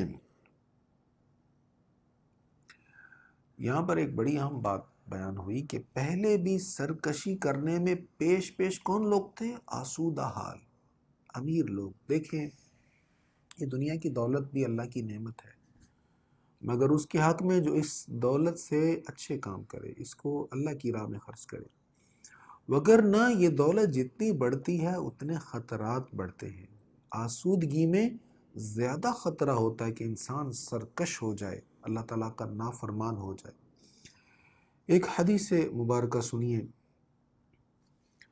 حضرت عبداللہ ابن مسعود رضی اللہ تعالیٰ عنہ بیان کرتے ہیں رسول اللہ صلی اللہ علیہ وسلم نے فرمایا ان لوگوں کا کیا حال ہے جو دولت مندوں کی تکریم کرتے ہیں اور عبادت گزاروں کی تخفیف کرتے ہیں اور قرآن مجید کی ان آیات پر عمل کرتے ہیں جو ان کی خواہش کے موافق ہوں، اور جو آیات ان کی خواہشوں کے خلاف ہوں ان کو چھوڑ دیتے ہیں، اور ایسی صورت میں وہ قرآن کی بعض آیات پر ایمان لاتے ہیں اور بعض کا کفر کرتے ہیں، اور اس چیز کے حصول کے لیے کوشش کرتے ہیں جو ان کو بغیر محنت کے حاصل ہو جائے، وہ ان کی تقدیر ہو یا رزق مقسوم ہو، اور اس چیز کے حصول کے لیے کوشش نہیں کرتے جس میں محنت کرنی پڑتی ہے، جو کہ آخرت میں ان کی وافر جزا ہے، اور ان کا وہ شکر ہے جس پر اجر ملتا ہے، اور یہ وہ تجارت ہے جس میں گھاٹا نہیں ہے۔ یہ المعجم الکبیر کی حدیث ہے، اور اس میں اس حوالے سے ہماری بڑی بہترین تربیت کی گئی ہے کہ آسودگی اللہ تعالیٰ کی نعمت ہے، لیکن اس آسودگی کی وجہ سے ہمیں نیکی کے معاملے میں سہل پسندی کی طرف نہیں جانا چاہیے، یا اللہ تعالیٰ کی محبت پانے کے لیے، اس کا قرب پانے کے لیے جو مشقت والے کام ہیں ان سے پیچھے نہیں بھاگ جانا چاہیے۔ اور یہ بھی خیال رکھنا چاہیے آسودگی آنے کے بعد میٹھا میٹھا، صرف میٹھا میٹھا پسند نہیں کرنا چاہیے، کہ جو ہمیں اچھا لگے، آسان لگے، اس کو تو ہم اپنا لیں، اور جو مشکل لگے ہم اس کو چھوڑ دیں یا اس کے منکر ہو جائیں، یا اس سے بچنے کے لیے ہم راہیں تلاش کرتے رہیں۔ پھر اس آیت کا ترجمہ سن لیں۔ اور اسی طرح ہم نے آپ سے پہلے جس بستی میں بھی کوئی عذاب سے ڈرانے والا بھیجا تو وہاں کے آسودہ حال لوگوں نے یہی کہا کہ ہم نے اپنے باپ دادا کو ایک دین پر پایا اور ہم انہی کے قدموں کے نشانات کی پیروی کرنے والے ہیں۔ اس نبی نے کہا، خواہ میں اس کی بنسبت ہدایت دینے والا دین لے کر آیا ہوں جس دین پر تم نے اپنے باپ دادا کو پایا ہے۔ انہوں نے کہا، جس دین کو دیکھ کر تمہیں بھیجا گیا ہے ہم اس کا کفر کرنے والے ہیں۔ فانتقمنا منہم فانظر کیف کان عاقبۃ المکذبین، پھر ہم نے ان سے انتقام لیا، سو دیکھیے تکذیب کرنے والوں کا کیسا انجام ہوا۔ وَإِذْ قَالَ إِبْرَاهِيمُ لِأَبِيهِ وَقَوْمِهِ إِنَّنِي بَرَاءٌ مِّمَّا تَعْبُدُونَ إِلَّا الَّذِي فَطَرَنِي فَإِنَّهُ سَيَهْدِينِ۔ اور یاد کیجئے جب ابراہیم نے اپنے عرفی باپ اور اپنی قوم سے کہا، بے شک میں ان سے بیزار ہوں جن کی تم عبادت کرتے ہو، سوا اس ذات کے جس نے مجھے پیدا کیا، اور وہی مجھے عن قریب مزید ہدایت دے گا۔ اور انہوں نے اس عقیدہ توحید کو اپنی نسل میں باقی رکھا تاکہ ان کی اولاد اسی عقیدہ کی طرف رجوع کرے، بلکہ میں نے ان کو اور ان کے باپ دادا کو دنیاوی فائدہ پہنچایا، حتیٰ کہ ان کے پاس حق آ گیا اور صاف صاف بیان کرنے والا رسول، اور جب ان کے پاس حق پہنچ گیا تو انہوں نے کہا، یہ جادو ہے اور ہم اس کا کفر کرنے والے ہیں۔ وَقَالُوا لَوْلَا نُزِّلَ هَذَا الْقُرْآنُ عَلَى رَجُلٍ مِّنَ الْقَرْيَتَيْنِ عَظِيمٍ۔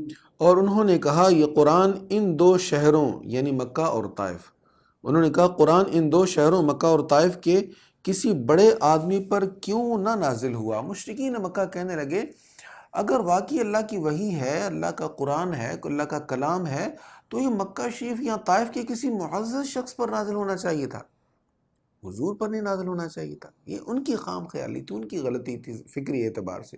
وہ سمجھتے تھے کہ جس کے پاس بہت سارا اسلحہ ہو، بہت سارا پیسہ ہو، بہت سارا مال ہو، وہ معزز ہے۔ حالانکہ انسان عظیم ہوتا ہے اخلاق سے، اپنے کردار سے، امانت سے، دیانت سے، صداقت سے، حیا سے، بہادری سے، اور یہ ساری خوبیاں نبی رحمت جان دو عالم صلی اللہ علیہ وسلم میں موجود تھی۔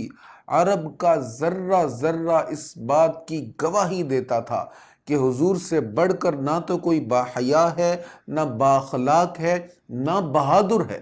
بہادری ہے نا کہ سارا عرب حضور کا دشمن ہے، لیکن حضور اپنے موقف پر استقامت کے ساتھ ڈٹے ہوئے ہیں۔ تو جو انسان کو عظیم بنانے والی خوبیاں ہوتی ہیں، وہ خوبیاں نبی رحمت صلی اللہ تعالیٰ علیہ وآلہ وسلم کی ذات میں موجود تھیں، اور جس قدر یہ خوبیاں حضور میں موجود تھیں، نہ حضور سے پہلے کسی میں تھیں، نہ حضور کے بعد کسی میں ہو سکتی ہیں۔ کیا یہ کفار آپ کے رب کی رحمت کو تقسیم کرتے ہیں؟ ہم نے ان کی دنیاوی زندگی میں ان کی روزی تقسیم کی ہے، اور ہم نے دنیاوی روزی میں بعض کو بعض پر کئی درجے فوقیت دی ہے کہ انجام کار یہ ایک دوسرے کا مذاق اڑائیں، اور آپ کے رب کی رحمت اس مال سے بہت بہتر ہے جس کو یہ جمع کر رہے ہیں۔ ولولا أن يكون الناس أمة واحدة لجعلنا لمن يكفر بالرحمن لبيوتهم سقفا من فضة ومعارج عليها يظهرون.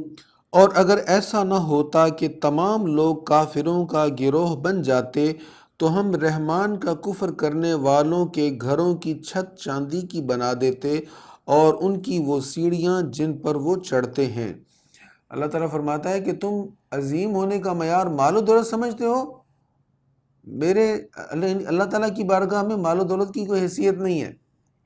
اللہ تعالیٰ چاہتا تو تمہارے گھروں کو، تمہاری سیڑھیوں کو سونے اور چاندی کا بنایا تھا۔ اگلی بھی آیت کو سن لیں۔ اور ان کے گھروں کے دروازے اور جن تختوں پر وہ ٹیک لگاتے ہیں ان کو بھی چاندی کا بنا دیتے، چاندی کے علاوہ سونے کا بھی بنا دیتے، اور یہ سب دنیاوی زندگی کا عارضی سامان ہے، اور آخرت کا اجر آپ کے رب کے پاس صرف متقین کے لیے ہے۔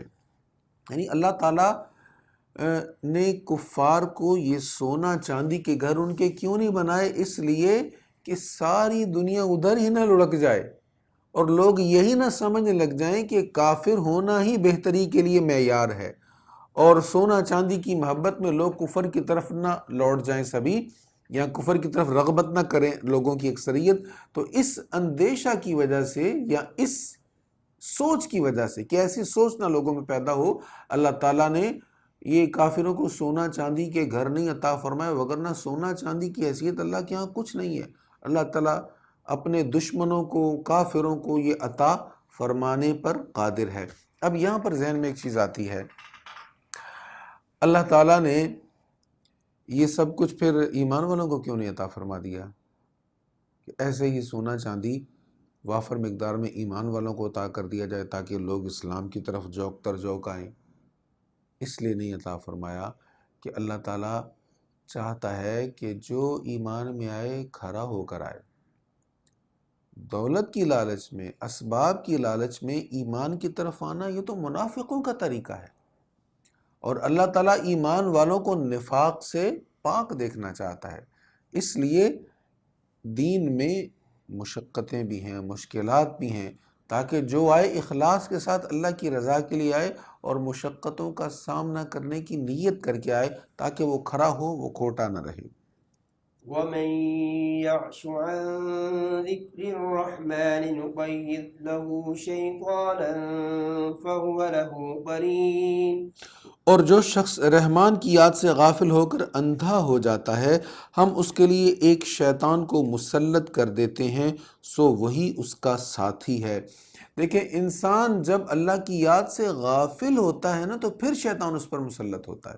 اس پر بہت ساری احادیث میں ہیں ذکر کی فضیلت پر، اور اس میں بھی یہی بیان ہے کہ جیسے ہی انسان غافل ہوا شیطان اس پر مسلط ہو گیا، اور جب انسان ذاکر رہتا ہے، ذکر کرتا رہتا ہے، اس کو یاد کرتا رہتا ہے، تو پھر شیطان بھی اس سے دور رہتا ہے۔ اور بے شک وہ شیاطین انہیں اللہ کی راہ سے روکتے ہیں، اور وہ یہ گمان کرتے ہیں کہ وہ ہدایت یافتہ ہیں، حتیٰ کہ جب وہ اندھا کافر ہمارے پاس آئے تو وہ شیطان سے کہے گا، اے کاش میرے اور تیرے درمیان مشرق اور مغرب کی دوری ہوتی، سو وہ کیسا برا ساتھی ہے۔ اور اے کافرو، تمہیں آج اس پشیمانی سے ہرگز کوئی فائدہ نہیں ہوگا، کیونکہ تم نے اپنی جانوں پر ظلم کیا ہے، تم سب عذاب میں شریک ہو۔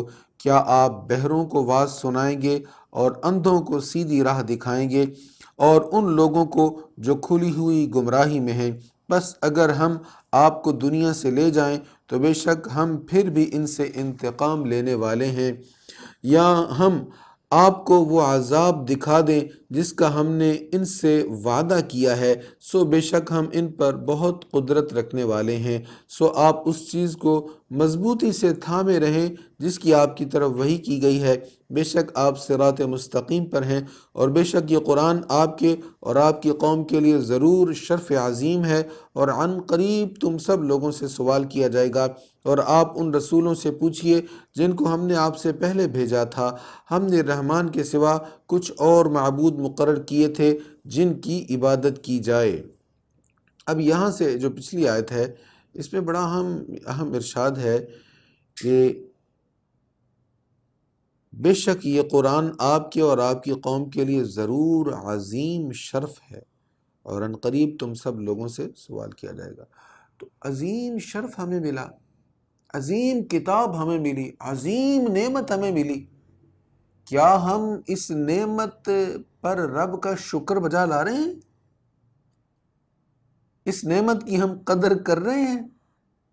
یہ بات بڑی قابل توجہ ہے کہ ہم نے اس کتاب کے ساتھ کتنی محبت کی ہوئی ہے۔ وہ اقبال کا ایک فارسی کا کلام ہے جس کا میں مفہوم بیان کر دیتا ہوں، وہ 2 شعر ہیں۔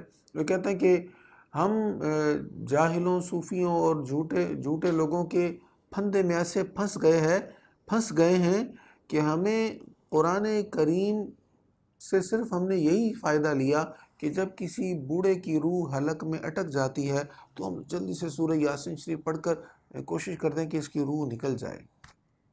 اقبال کہتا ہے ٹھیک ہے، سورہ یاسین شریف کی برکت سے اس کی مشکل آسان ہو جائے گی، روح نکل جائے گی، لیکن تم نے سورہ یاسین شریف سے، قرآن کریم سے بس موت ہی سیکھی، مرنا ہی سیکھا، جینا کیوں نہیں سیکھا؟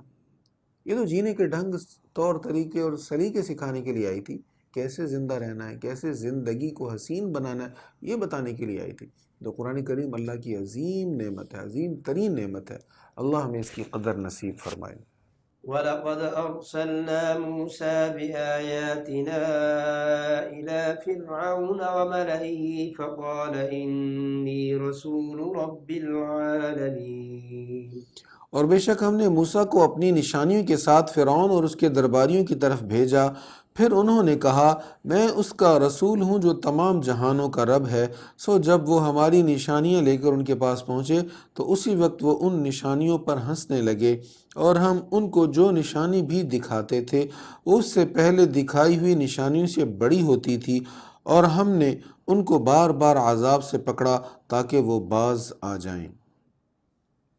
وقالوا يا أيها الساحر ادع لنا ربك بما عهد عندك إننا لمهتدون۔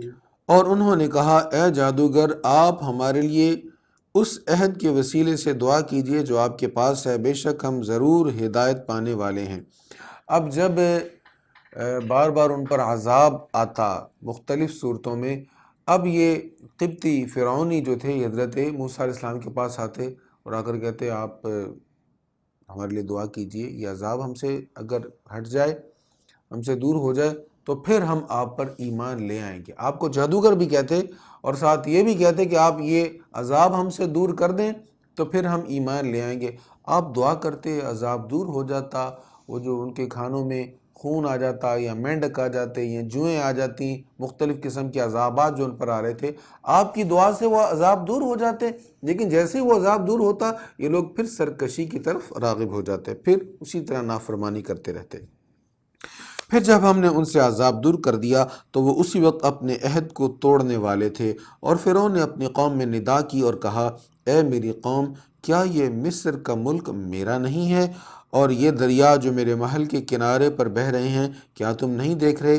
کیا یہ حقیقت نہیں ہے کہ میں اس شخص سے بہتر ہوں جو بہت بے وقعت اور جو اپنا ما فی الضمیر صاف بیان نہیں کر سکتا؟ یعنی وہ حضرت موسیٰ علیہ السلام کے ساتھ اپنا موازنہ کرتا اور پھر کہتا کہ یہ تو بادشاہ نہیں ہے، تو میں ان سے بہتر ہوں معاذ اللہ۔ تو حضرت موسیٰ علیہ السلام پر خود کو فوقیت دیتا اور کہتا میں اس سارے مصر کا مالک ہوں، دریاؤں کا میں مالک ہوں، لہٰذا میں ہی بادشاہ ہوں۔ اور نہ صرف وہ بادشاہ تھا بلکہ وہ خود کو رب کہلواتا تھا، لوگوں سے سجدہ بھی کرواتا تھا۔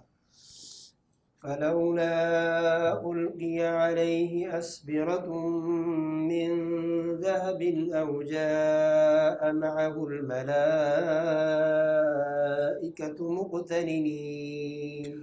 اگر یہ واقعی رسول ہے تو اس کو سونے کے کنگن کیوں نہیں پہنائے گئے یا اس کے پاس متواتر فرشتے آتے؟ فرعون کہتا اگر یہ نبی ہیں تو ان کے ہاتھوں میں سونے کے کنگن کیوں نہیں ہیں؟ تو وہاں جو بڑا سردار ہوتا، جو بادشاہ ہوتا، اس کے ہاتھوں میں سونے کے کنگن ہوتے۔ تو یہ مذاق خیز سا اس کا اعتراض تھا کہ اگر یہ نبی ہیں تو ان کے ہاتھ میں سونے کے کنگن کیوں نہیں؟ تو سونے کے کنگن ہونا تو سرداری کی علامت ہے، مال و دولت کی علامت ہے، بادشاہت کی علامت ہو سکتا ہے، نبی کی علامت تو نہیں ہے۔ یہ سارے لوگ اپنے پورے بازوں میں سونے کے کنگن پہن لیں تو یہ نبی ہو سکتے ہیں؟ ہرگز نہیں۔ سونے کے کنگن پہننے سے کسی کو نبوت تو نہیں ملے گی۔ تو یہ اس کا نہایت فکری اعتبار سے ایک غلط اعتراض تھا۔ وہ کہتا ہے انہوں نے سونے کے کنگن کیوں نہیں پہنے، یا ان کے پاس فرشتے کیوں نہیں آ رہے، ہمیں نظر کیوں نہیں آتے فرشتے؟ تو یہ بھی اس کا اعتراض غلط تھا، کیونکہ فرشتے اگر آتے تو ان کو کیا پتہ آئیں کہ نہیں آئے؟ تو ان کو تو فرشتے نظر نہیں آ سکتے تھے، وہ دیکھ نہیں سکتے تھے، کیونکہ وہ بشر ہیں۔ عام انسان، عام بشر کو فرشتے نظر نہیں آتے، نبی بھی بشر ہے لیکن وہ دیکھ سکتے ہیں۔ اچھا، تو فرشتے ان کو نظر نہیں آتے۔ اچھا، اگر فرشتے ان کو انسانی صورت میں آ جاتے ان کے سامنے کہ انہیں نظر آ جاتے، تو پھر انہیں یہ شبہ پڑتا ہے، کہتے ہیں فرشتے نہیں، یہ تو انسان ہیں۔ تو یہ ان کے دونوں طرح کے اعتراض جو تھے فرعون کے، وہ غلط تھے۔ فرعون نے اپنی قوم کو بے وقوف بنا لیا اور انہوں نے اس کی اطاعت کر لی، بے شک وہ نافرمان لوگ تھے۔ پھر جب انہوں نے ہمیں ناراض کیا تو ہم نے ان سے انتقام لیا، پھر ہم نے ان سب کو غرق کر دیا، پھر ہم نے ان کو قصہ پارینہ بنا دیا اور ان کے بعد کے لوگوں کے لیے ضرب المثل بنا دیا۔ ولما ضرب ابن مريم مثلا إذا قومك منه يصدون۔ اور جب ابن مریم کی مثال بیان کی گئی تو آپ کی قوم خوشی سے چلانے لگی۔ نبی پاک صلی اللہ علیہ وسلم نے ارشاد فرمایا مشرکین مکہ سے کہ اللہ کو چھوڑ کر جس کی بھی عبادت کی جائے اس میں کوئی خیر نہیں ہے۔ اللہ کو چھوڑ کر جس کی بھی عبادت کی جائے اس میں کوئی خیر نہیں ہے۔ تو مشرکین مکہ اس پہ بڑے چلانے لگے۔ انہوں نے سمجھا شاید ہم نے بڑی زبردست بات پکڑ لی ہے ان کی۔ وہ کہنے لگے تو پھر جو لوگ حضرت عیسیٰ کی پوجا کرتے ہیں، حضرت عیسیٰ کی عبادت کرتے ہیں، کیا اس میں بھی خیر نہیں ہے؟ حالانکہ حضور نے فرمایا جو تھا وہ یہی تو فرمایا تھا کہ اللہ کو چھوڑ کر جس کی بھی پوجا کی جائے، جس کی بھی عبادت کی جائے اس میں کوئی خیر نہیں ہے۔ تو اس کے متعلق اللہ تعالی ارشاد فرما رہا ہے، اور جب ابن مریم کی مثال بیان کی گئی تو آپ کی قوم خوشی سے چلانے لگی اور انہوں نے کہا آیا ہمارے معبود بہتر ہیں یا وہ؟ ان کا اس مثال کو آپ سے بیان کرنا محض جھگڑنے کے لیے ہے، بلکہ وہ ہیں ہی جھگڑالو لوگ۔ ابن مریم محض ہمارے مقدس بندے ہیں، ہم نے ان پر انعام فرمایا اور ہم نے ان کو بنی اسرائیل کے لیے اپنی قدرت کی نشانی بنا دیا، اور اگر ہم چاہتے تو تمہاری جگہ فرشتے پیدا کر دیتے جو تمہارے بعد زمین میں رہتے، اور بے شک وہ یعنی ابن مریم ضرور قیامت کی نشانی ہے۔ سو اے مخاطب تم قیامت میں شک نہ کرنا اور میری پیروی کرتے رہنا، یہی صراط مستقیم ہے۔ تو ابن مریم جو ہیں جناب سیدنا عیسیٰ علیہ السلام قیامت کی نشانی ہیں۔ قیامت کی نشانی کیسے ہیں؟ اس لیے کہ نبی رحمت صلی اللہ تعالیٰ علیہ وآلہ وسلم نے پیش گوئی فرما دی نا کہ قیامت سے پہلے حضرت عیسیٰ علیہ السلام تشریف لائیں گے۔ تو اب قیامت کی نشانی کے طور پر ان کا آنا قیامت کی نشانی بن جائے گا کہ عیسیٰ علیہ السلام آگے، لہٰذا اب قیامت آنے والی ہے۔ رسول اللہ صلی اللہ علیہ وسلم نے ارشاد فرمایا اس ذات کی قسم جس کے قبضہ میں میری جان ہے، وہ زمانہ قریب ہے کہ عیسیٰ ابن مریم تمہارے درمیان ایک عادل حاکم کی حیثیت سے نازل ہوں گے۔ وہ صلیب کو توڑ دیں گے، سور کو مار ڈالیں گے اور جزیہ موقوف کر دیں گے۔ اس وقت مال کی اتنی کثرت ہو جائے گی کہ کوئی اسے لینے والا نہیں ملے گا۔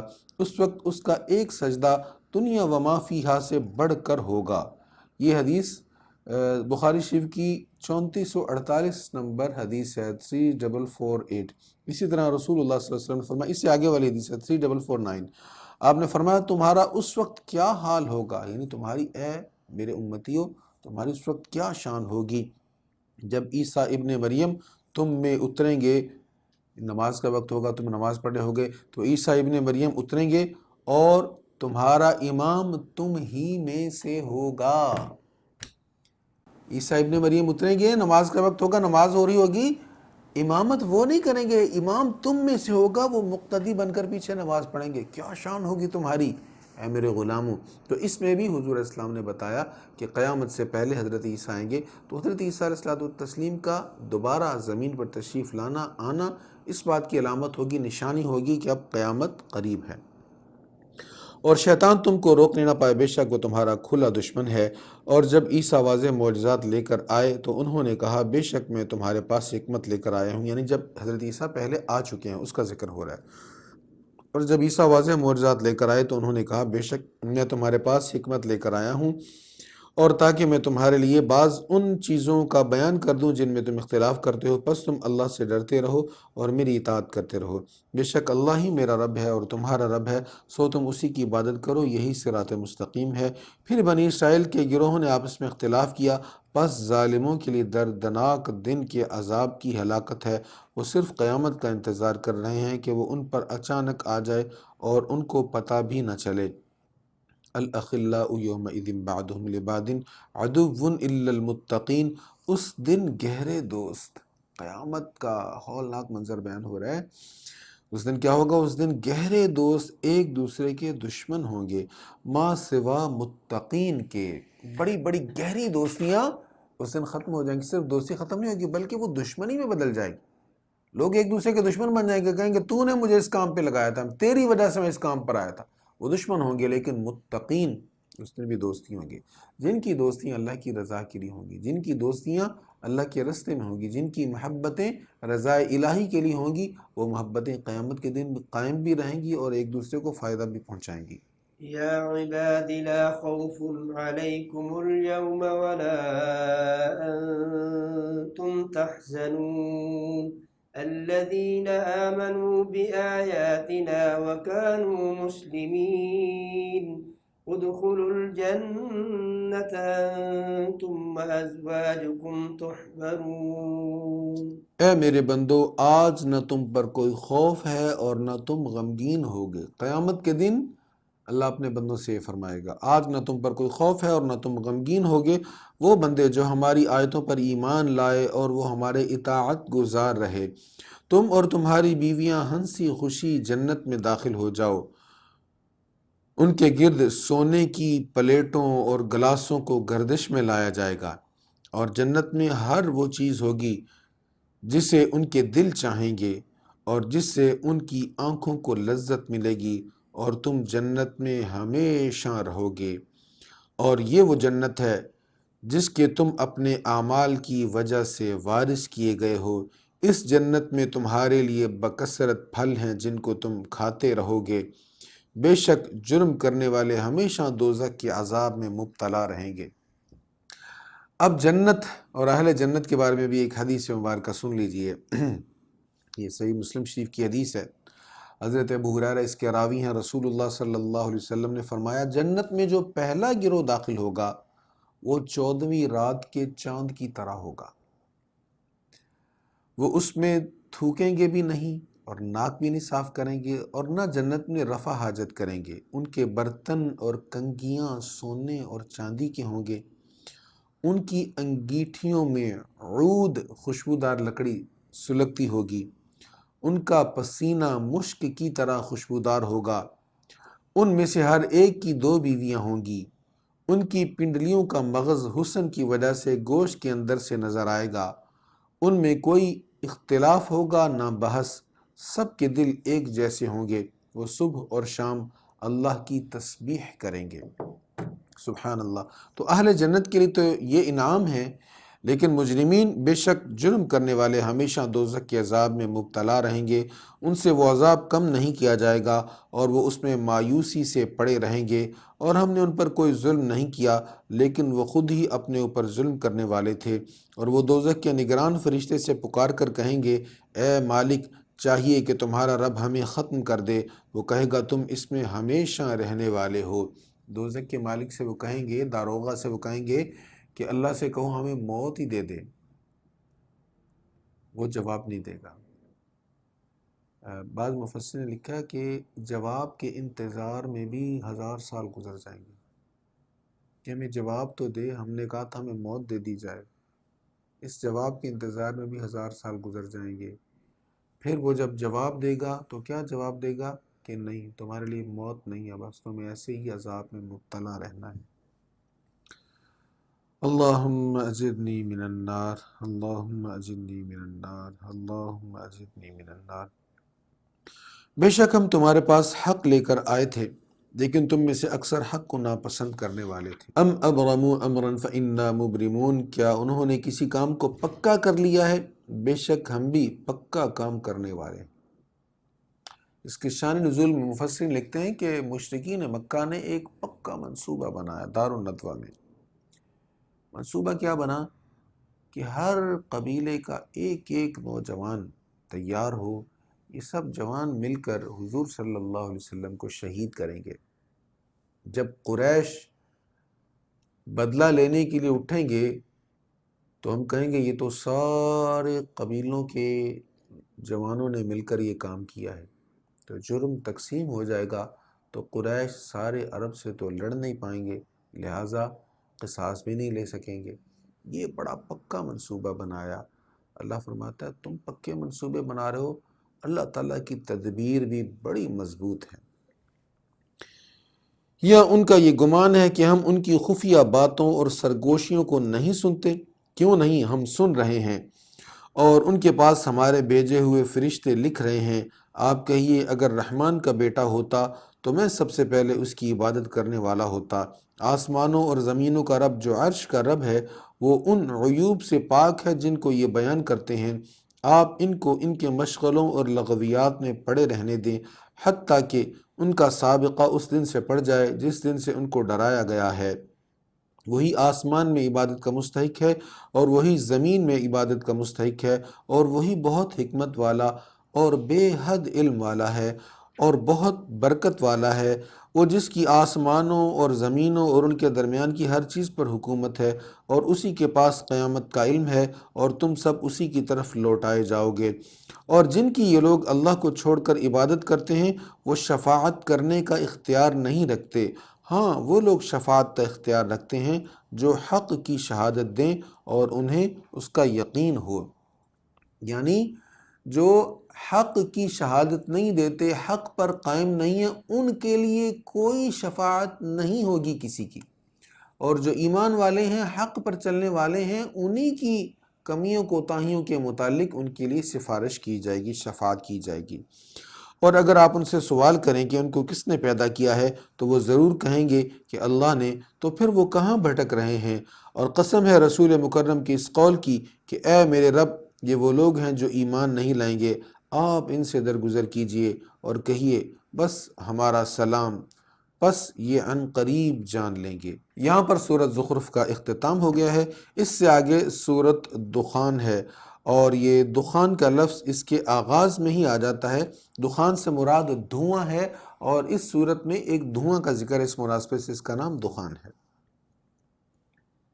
بسم اللہ الرحمن الرحیم، حامیم والکتاب المبین، انا انزلناه فی لیلۃ مبارکۃ انا كنا منذرین۔ حامیم، اس واضح کتاب کی قسم، بے شک ہم نے اس کتاب کو برکت والی رات میں نازل فرمایا، بے شک ہم عذاب سے ڈرانے والے ہیں۔ اس رات میں ہر حکمت والے کام کا فیصلہ کیا جاتا ہے۔ اب اس رات سے مراد کیا ہے؟ مفسرین کی ایک جماعت کہتی ہے اس رات سے مراد شعبان المعظم کی 15ویں رات ہے، اور مفسرین کی ایک بہت بڑی جماعت یہ کہتی نہیں، اس رات سے مراد بھی لیلۃ القدر ہی ہے۔ تو اگر اس رات سے مراد لیلۃ القدر ہی ہے تو اس کا مطلب یہ نہیں کہ شعبان المعظم کی 15ویں رات کی فضیلت پر کوئی مضبوط دلیل نہیں ہے، اس پر احادیث موجود ہیں۔ ابن ماجہ کی حدیث نمبر 1390 حضور صلی اللہ علیہ وسلم نے فرمایا اللہ تعالیٰ نصف شعبان کی رات اپنے بندوں پر نظر فرماتا ہے، یعنی نظر رحمت فرماتا ہے، پھر مشرک اور مسلمان سے دشمنی رکھنے والے کے سوا ساری مخلوق کی مغفرت فرما دیتا ہے۔ ام المؤمنین سیدہ عائشہ صدیقہ رضی اللہ تعالیٰ عنہ سے بھی ایک روایت ہے، یہ ترمذی شریف کی حدیث نمبر 739 ہے۔ آپ فرماتی میں نے ایک رات رسول اللہ صلی اللہ علیہ وسلم کو غائب پایا، تو میں آپ کی تلاش میں باہر نکلی تو کیا دیکھتی ہوں کہ آپ بقیع قبرستان میں ہیں۔ یہ مدینہ منورہ کا قبرستان جو مسجد نبوی شریف کے بالکل اب قریب ہے۔ عشاق کا پسندیدہ مقام، ہر عاشق چاہتا ہے، ہر حضور کا غلام چاہتا ہے کہ مجھے دفن ہونے کے لیے بقیع شریف میں جگہ مل جائے۔ تو آپ بقیع شریف میں تھے، قبرستان میں ہیں، آپ نے فرمایا کیا تم ڈر رہی تھی کہ اللہ اور اس کے رسول تم پر ظلم کریں گے؟ میں نے عرض کیا اللہ کے رسول میرا گمان تھا آپ اپنی کسی بیوی کے ہاں گئے ہوں گے۔ آپ نے فرمایا اللہ تعالیٰ 15ویں شعبان کی رات کو آسمان دنیا پر نزول فرماتا ہے اور قبیلہ کلب کی بکریوں کے بالوں سے زیادہ تعداد میں لوگوں کی مغفرت فرما دیتا ہے۔ قبیلہ کلب بہت بڑا قبیلہ تھا یہ عرب میں نا، تو بہت بڑا ان کے نہیں بڑا اس اعتبار سے تھا کہ ان کے پاس بکریوں کے ریوڑ بہت زیادہ تھے، بہت زیادہ بکریاں تھیں۔ فرمایا جتنی ان کی بکریاں بکریوں کے بالوں کی تعداد کے برابر اللہ تعالیٰ لوگوں کی اس رات مغفرت فرما دیتا ہے۔ تو شعبان المعظم کی جو 15ویں رات ہے اس کی فضیلت پر باقاعدہ احادیث موجود ہیں۔ پھر آگے ارشاد ہے ہمارے پاس سے فیہا یفرق کل امر حکیم، اس رات میں ہر حکمت والے کام کا فیصلہ کیا جاتا ہے، ہمارے پاس سے ایک حکم کا فیصلہ کیا جاتا ہے، بے شک ہم ہی رسولوں کو بھیجنے والے ہیں، آپ کے رب کی رحمت سے بے شک وہی بہت سننے والا بے حد جاننے والا ہے، جو آسمانوں زمینوں اور ان کے درمیان کی تمام چیزوں کا رب ہے۔ اگر تم یقین کرنے والے ہو اس کے سوا کوئی عبادت کا مستحق نہیں ہے، وہ زندہ کرتا ہے اور موت طاری کرتا ہے، وہی تمہارا رب ہے اور تمہارے پہلے باپ دادا کا، بلکہ وہ شک میں ہیں کھیل رہے ہیں۔ سو آپ اس دن کا انتظار کیجئے جب آسمان واضح دھواں لائے گا جو لوگوں کو ڈھانپ لے گا، یہ ہے دردناک عذاب۔ اس دن وہ کہیں گے اے ہمارے رب ہم سے عذاب کو دور کر دے، بے شک ہم ایمان لانے والے ہیں۔ یہاں پر یہ اس صورت کی مناسبت سے دخان کا ذکر ہے، یوم فرتقب یوم تأتی السماء بدخان مبین، دخان دھوئیں کو کہتے ہیں۔ سو آپ اس دن کا انتظار کیجئے جب آسمان واضح دھواں لائے گا۔ یہ دھوئیں سے مراد کیا ہے؟ بعض نے کہا کہ اس سے مراد قرب قیامت یا قیامت کا دھواں ہے، لیکن حضرت عبداللہ ابن مسعود رضی اللہ تعالیٰ عنہ روایت کرتے ہیں کہ جب نبی صلی اللہ تعالیٰ علیہ وآلہ وسلم نے دیکھا، یہ بخاری شریف کی حدیث ہے، جب نبی صلی اللہ تعالیٰ علیہ وآلہ وسلم نے دیکھا کہ مشرکین آپ کے پیغام توحید سے اعراض کر رہے ہیں تو آپ نے ان کے خلاف دعا کی کہ اے اللہ ان پر قحط کے ایسے سال مسلط کر دے جیسے حضرت یوسف علیہ السلام کے زمانہ کے لوگوں پر قحط کے سال مسلط کیے تھے۔ پھر ان پر قحط آ گیا، ان کے تمام کھیت جل گئے، حتیٰ کہ انہوں نے جانوروں کی کھالوں کو، مردہ جانوروں کو اور مردہ انسانوں کو کھایا۔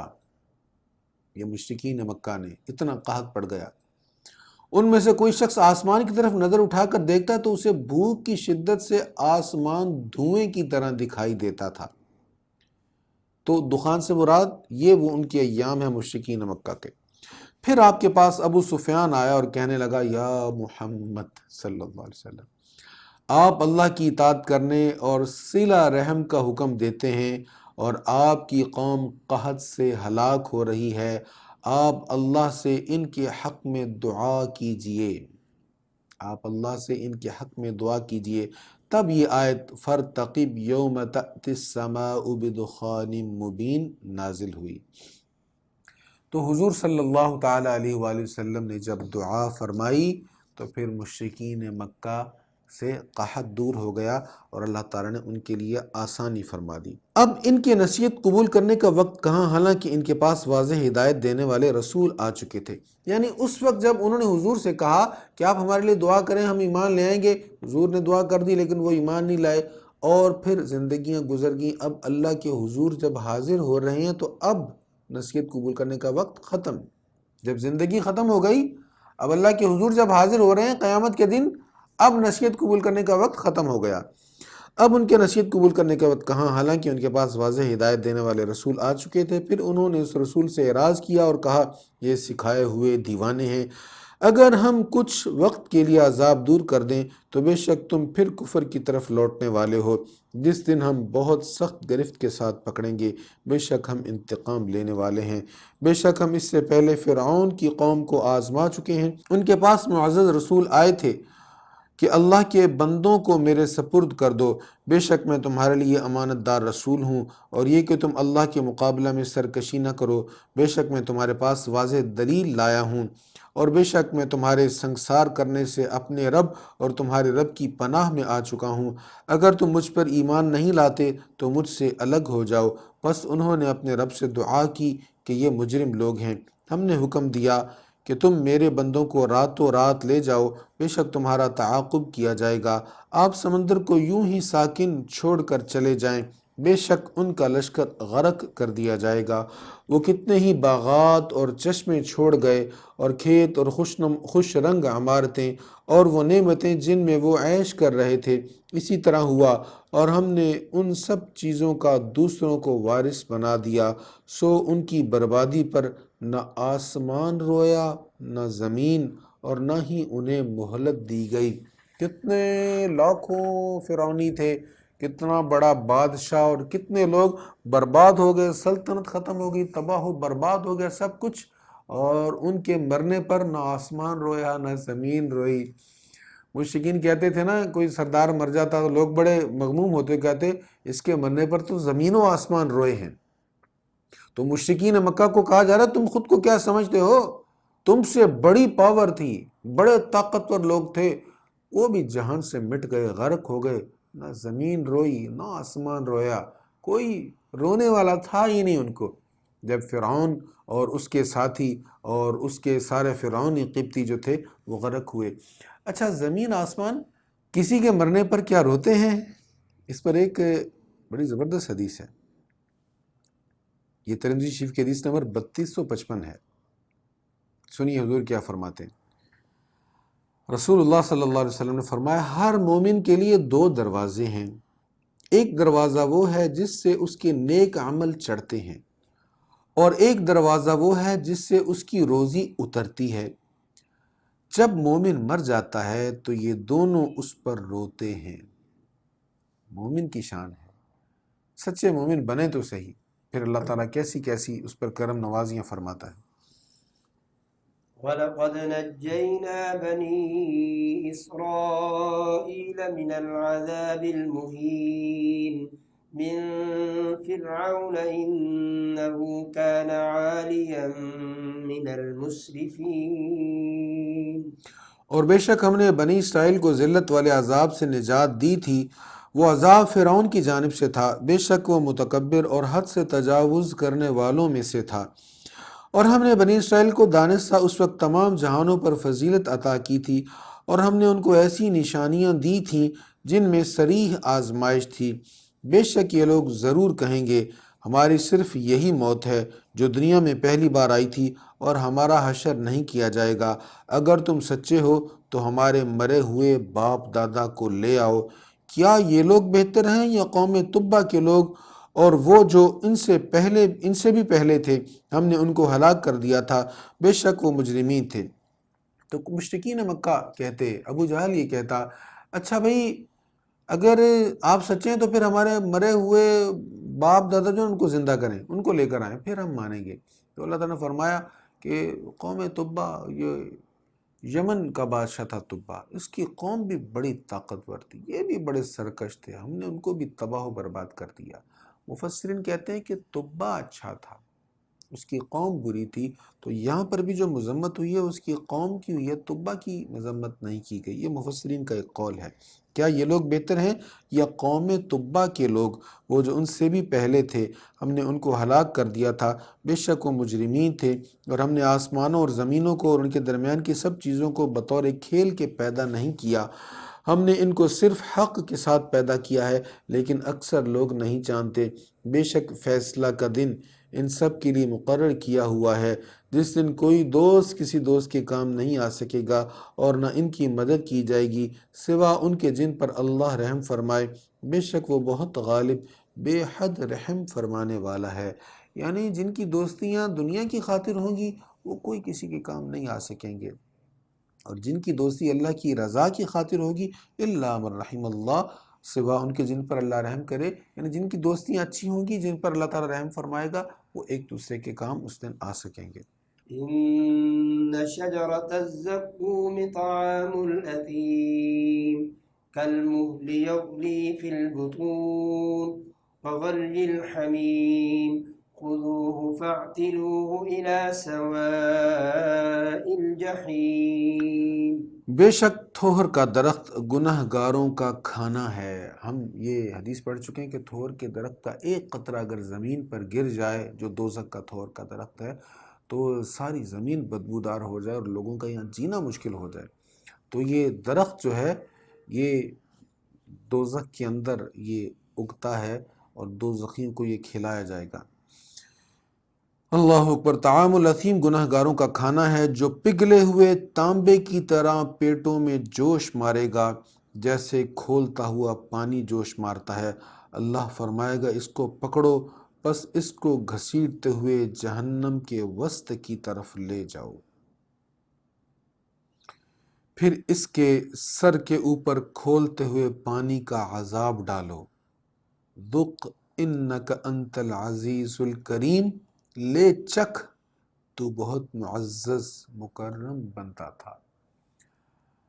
ابو جہل کہتا تھا اس وادی میں، ان پہاڑوں کے بیچ سب سے معزز میں ہوں، مجھ سے معزز کوئی نہیں ہے۔ اللہ تعالیٰ نے فرمایا خود کو معزز سمجھتا ہے؟ قیامت کے دن یہ ہوگا تیرے ساتھ، تجھے تھور کھلایا جائے گا، کھولتا ہوا پانی تیرے سر پہ ڈالا جائے گا اور تجھے کہا جائے گا ذوق، اب چکھ، تو بڑا معزز بنتا تھا، تو بڑا محترم بنتا تھا۔ یہ بڑی چونکا دینے والی آیت ہے، اور ہم میں سے ہر کوئی جاہ پسند کرتا ہے، عزت پسند کرتا ہے، بڑائی کو پسند کرتا ہے، لیکن اس آیت کو غور سے ضرور پڑھیں۔ ذق انک انت العزیز الکریم، لے چکھ تو معزز مکرم بنتا تھا۔ آج ہم میں سے ہر کسی کی خواہش ہے نا کہ ہم مکرم ہوں، ہم معزز ہوں، تو اسی بڑائی کی خواہش میں کہیں کبر تو نہیں دلوں میں آیا؟ اگر ایسا ہی ہے تو پھر یہ بہت سخت وعید ہے۔ ذق انک انت العزیز الکریم، لے چکھ تو بہت معزز مکرم بنتا تھا۔ بے شک یہ ہے وہ عذاب جس میں تم شک کیا کرتے تھے، بے شک متقین مقام امن میں ہوں گے، جنتوں اور چشموں میں وہ باریک اور دبیز ریشم کا لباس پہنے ہوئے آمنے سامنے بیٹھے ہوں گے۔ ایسا ہی ہوگا، اور ہم بڑی آنکھوں والی حوروں کو ان کی بیویاں بنائیں گے۔ وہ وہاں سکون سے ہر قسم کے میووں کو طلب کریں گے۔ وہ جنت میں دنیا کی پہلی موت کے سوا اور کوئی موت نہیں چکھیں گے، اور اللہ انہیں دوزخ کے عذاب سے محفوظ رکھے گا۔ آپ کے رب کے فضل سے یہی بڑی کامیابی ہے۔ ہم نے اس قرآن کو آپ کی زبان میں ہی آسان کیا ہے تاکہ وہ نصیحت حاصل کریں، سو آپ انتظار کیجئے، بے شک وہ بھی انتظار کرنے والے ہیں۔ یہاں پر سورۃ دخان کا اختتام ہے۔ اس سے آگے سورۃ جاسیہ ہے۔ اس میں قیامت کے دن کا ہولناک منظر ہے، لوگ گھٹنوں کے بل ہوں گے، اس کیفیت کا ذکر بیان کیا گیا ہے، اس مناسبت سے اس کا نام سورۃ جاسیہ ہے۔ بسم اللہ الرحمن الرحیم، حامیم، تنزیل الکتاب من اللہ العزیز الحکیم، ان فی السماوات والارض لآیات للمؤمنین۔ حامیم، اس کتاب کا نازل کرنا اللہ کی جانب سے ہے جو بہت غالب بے حد حکمت والا ہے۔ بے شک آسمانوں اور زمینوں میں مومنوں کے لیے ضرور نشانیاں ہیں، اور تمہاری تخلیق میں اور ان جانداروں میں جن کو وہ زمین میں پھیلاتا ہے یقین کرنے والوں کے لیے نشانیاں ہیں، اور رات اور دن کے اختلاف میں، اور اللہ نے آسمان سے جو رزق نازل کیا ہے، پھر اس رزق سے مراد یہاں پر پانی ہے، پھر اس پانی سے زمین کے مردہ ہونے کے بعد اس کو زندہ کیا ہے، اس میں اور ہواؤں کو چلانے میں اصحاب فہم و فراست کے لیے ضرور نشانیاں ہیں۔ یہاں پر غور کریں، آیت نمبر 3 کے آخر میں فرمایا لآیات للمؤمنین، ایمان والوں کے لیے نشانی ہے۔ آیت نمبر 4 میں فرمایا آیات لقوم یوقنون، یقین کرنے والوں کے لیے نشانی ہے۔ ایمان والے اگر غور کریں، قرآن کریم میں ارشاد ہو رہا ہے ایمان والے اگر آسمان و زمین میں جو اللہ کی نشانی اس پر غور کریں تو ان کے ایمان کو بڑی تقویت ملے گی۔ اچھا، جو ایمان والا ہے لیکن یقین نہیں ہے، اس کا یقین کمزور ہے، ایمان ذرا کمزور ہے، تو آیات لقوم یوقنون ان کے لیے کہا گیا ہے کہ اے ایمان والو، اگر ایمان کمزور ہے نا تو پھر ان نشانیوں پر غور کرو، تمہیں یقین ملے گا، تمہارا ایمان پختہ ہو جائے گا۔ اور اگر کسی کا ایمان ہے ہی نہیں، اللہ پر سرے سے ایمان نہیں ہے، اس کے لیے آیت نمبر 5 کے آخر میں فرمایا آیات لقوم یعقلون، اے انسان تیرے اندر ایمان نہیں ہے، عقل تو ہے نا، تجھے اللہ نے عقل تو دی ہے، اس عقل سے تھوڑا سا غور تو کر، دیکھ تو صحیح، اتنا بڑا نظام جو چلا رہا ہے اور ایک ہی انداز سے چلا رہا ہے، اس میں کچھ نشانی ہے۔ اگر تو ان نشانیوں پر غور کرے گا، اے عقل والے، اگر ان نشانیوں پر غور کرے گا تو ان نشانیوں پر غور کرنے سے تو صاحب نشان تک پہنچ جائے گا۔ یہ اللہ کی آیتیں ہیں جن کی ہم آپ کے سامنے حق کے ساتھ تلاوت کرتے ہیں، سو اللہ اور اس کی آیتوں کے بعد وہ کس کتاب پر ایمان لائیں گے؟ یعنی اب آخری کتاب ہے، اس کے بعد تو کوئی کتاب نہیں ہے۔ ہر بہتان تراشنے والے بدکار کے لیے ہلاکت ہے، وہ اللہ کی ان آیتوں کو سنتا ہے جو اس پر تلاوت کی جاتی ہیں، پھر تکبر کرتے ہوئے اپنے کفر پر ڈٹا رہتا ہے جیسے اس نے ان آیتوں کو سنا ہی نہیں۔ سو اے رسول مکرم، آپ اس کو دردناک عذاب کی بشارت دے دیجئے، اور جب اسے ہماری آیتوں میں سے کسی آیت کا علم ہوتا ہے تو اسے مذاق بنا لیتا ہے، انہی کے لیے رسوا کرنے والا عذاب ہے، ان کے پیچھے دوزخ ہے، اور ان کے کیے ہوئے عمل ان کے کسی کام نہیں آئیں گے، اور نہ ہی وہ ان کے کام آ سکیں گے جن کو انہوں نے اللہ کو چھوڑ کر اپنا مدد بنا لیا ہے، اور ان کے لیے بہت بڑا عذاب ہے۔ یہ کتاب ہدایت ہے، اور جن لوگوں نے اپنے رب کی آیتوں کا انکار کیا ہے ان کے لیے شدید دردناک عذاب ہے۔ الله الذي سخر لكم البحر لتجري الفلك فيه بأمره ولتبتغوا من فضله ولعلكم تشكرون وسخر لكم ما في السماوات وما في الأرض جميعا منه إن في ذلك لآيات لقوم يتفكرون۔ اللہ ہی نے سمندر کو تمہارے تابع کر دیا ہے، اس کے حکم سے اس میں کشتیاں چلتی ہیں تاکہ تم اس کے فضل کو تلاش کر سکو اور تاکہ تم شکر ادا کرو، اور جو کچھ آسمانوں میں ہے اور جو کچھ زمینوں میں ہے سب کو اس نے اپنی طرف سے تمہارے فوائد کے تابع کر دیا ہے۔ بے شک اس میں غور و فکر کرنے والے لوگوں کے لیے ضرور نشانی ہے۔ زمین و آسمان میں جو کچھ ہے سب کو اللہ نے انسان کے فائدے کے لیے انسان کے تابع کر دیا۔ سورج طلوع ہوتا ہے، ہمیں فائدہ دیتا ہے، اور ایک خاص مقام تک طلوع ہوتا ہے، زیادہ قریب آ جائے تو ہر چیز بھسم ہو جائے، زیادہ دور ہو جائے تو سردی اتنی بڑھ جائے کہ ہر چیز جم جائے۔ پھر اس سورج سے روشنی مل رہی ہے، فائدے کتنے ہو رہے ہیں۔ اب تو آج کے دور میں تو یہ سمجھنا بڑا آسان ہے، یہ سولر پینل کی طرف ہماری انرجی، اکثر ہماری انرجی جو ہے، دنیا کی انرجی جو ہے وہ سولر پینل کی طرف موو ہو گئی ہے، اور یہاں سے ہم بجلی حاصل کر رہے ہیں، کیا کیا کچھ فوائد حاصل کر رہے ہیں۔ اللہ تعالیٰ فرما رہے ہیں اس میں غور و فکر کر انسان، تجھے پتہ چلے گا کہ رب نے تیرے پر کتنے انعامات فرمائے ہیں اور مفت میں تجھے کیا کچھ عطا فرما دیا ہے۔ پھر ارشاد ہے آپ ایمان والوں سے کہہ دیجئے کہ وہ ان لوگوں سے درگزر کریں جو اللہ کے دنوں کی امید نہیں رکھتے، تاکہ اللہ ایک قوم کو اس کے کیے ہوئے کاموں کا بدلہ دے۔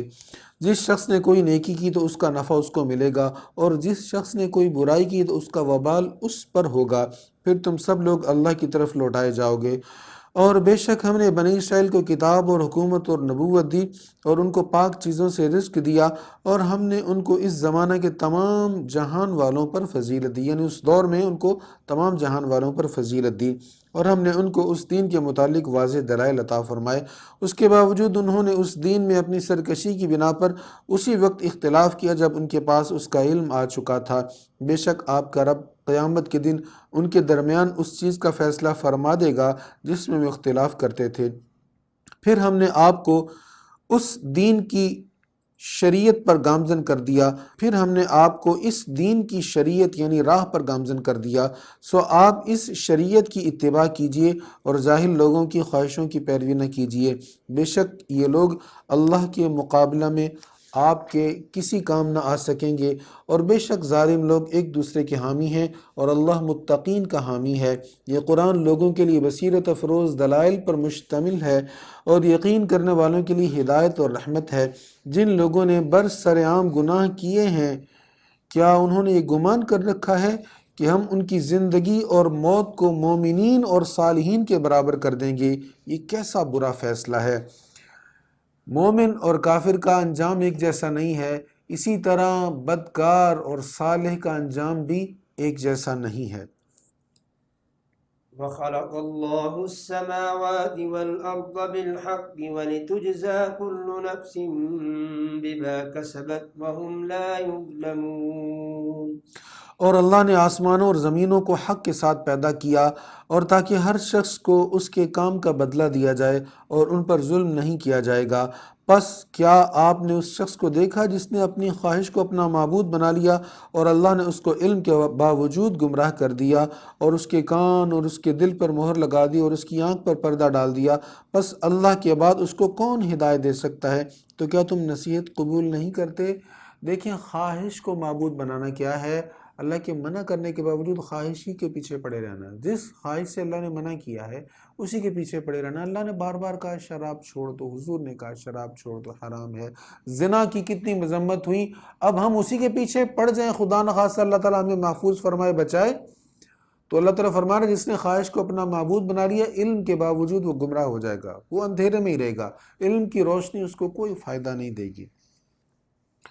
اور انہوں نے کہا ہماری تو صرف یہی دنیا کی زندگی ہے، ہم اسی دنیا میں مرتے اور جیتے ہیں، اور ہمیں صرف دہر یعنی زمانہ ہلاک کرتا ہے، اور واقعہ یہ ہے کہ انہیں اس کا کچھ علم نہیں، وہ محض گمان کر رہے ہیں۔ اور جب ان پر ہماری واضح آیات پڑھی جاتی ہیں تو ان کی جوابی دلیل صرف یہ ہوتی ہے کہ اگر تم سچے ہو تو ہمارے مرے ہوئے باپ دادا کو لے آؤ۔ آپ کہیے کہ اللہ ہی تم کو زندہ کرتا ہے، پھر وہی تم پر موت لائے گا، پھر قیامت کے دن تم سب کو جمع فرمائے گا، جس کے وقوع میں کوئی شک نہیں، اور لیکن اکثر لوگ نہیں جانتے۔ وَلِلَّهِ مُلْكُ السَّمَاوَاتِ وَالْأَرْضِ وَيَوْمَ تَقُومُ السَّاعَةُ يَوْمَئِذٍ يَخْسَرُ الْمُبْطِلُونَ۔ اور اللہ ہی کے لیے آسمانوں اور زمینوں کی حکومت ہے، اور جس روز قیامت قائم ہوگی اس دن باطل پرست سخت خسارے میں ہوں گے۔ وَتَرَى كُلَّ أُمَّةٍ جَاثِيَةٍ، اور آپ دیکھیں گے ہر جماعت اس دن گھٹنوں کے بل گری ہوئی ہوگی۔ جاثیہ، اسی مناسبت سے اس کا نام ہے سورت کا۔ ہر جماعت، اللہ کا قہر اتنا عروج پر ہوگا، خوف اتنا ہوگا، ہر کوئی گھٹنوں کے بل جھکا ہوا ہے۔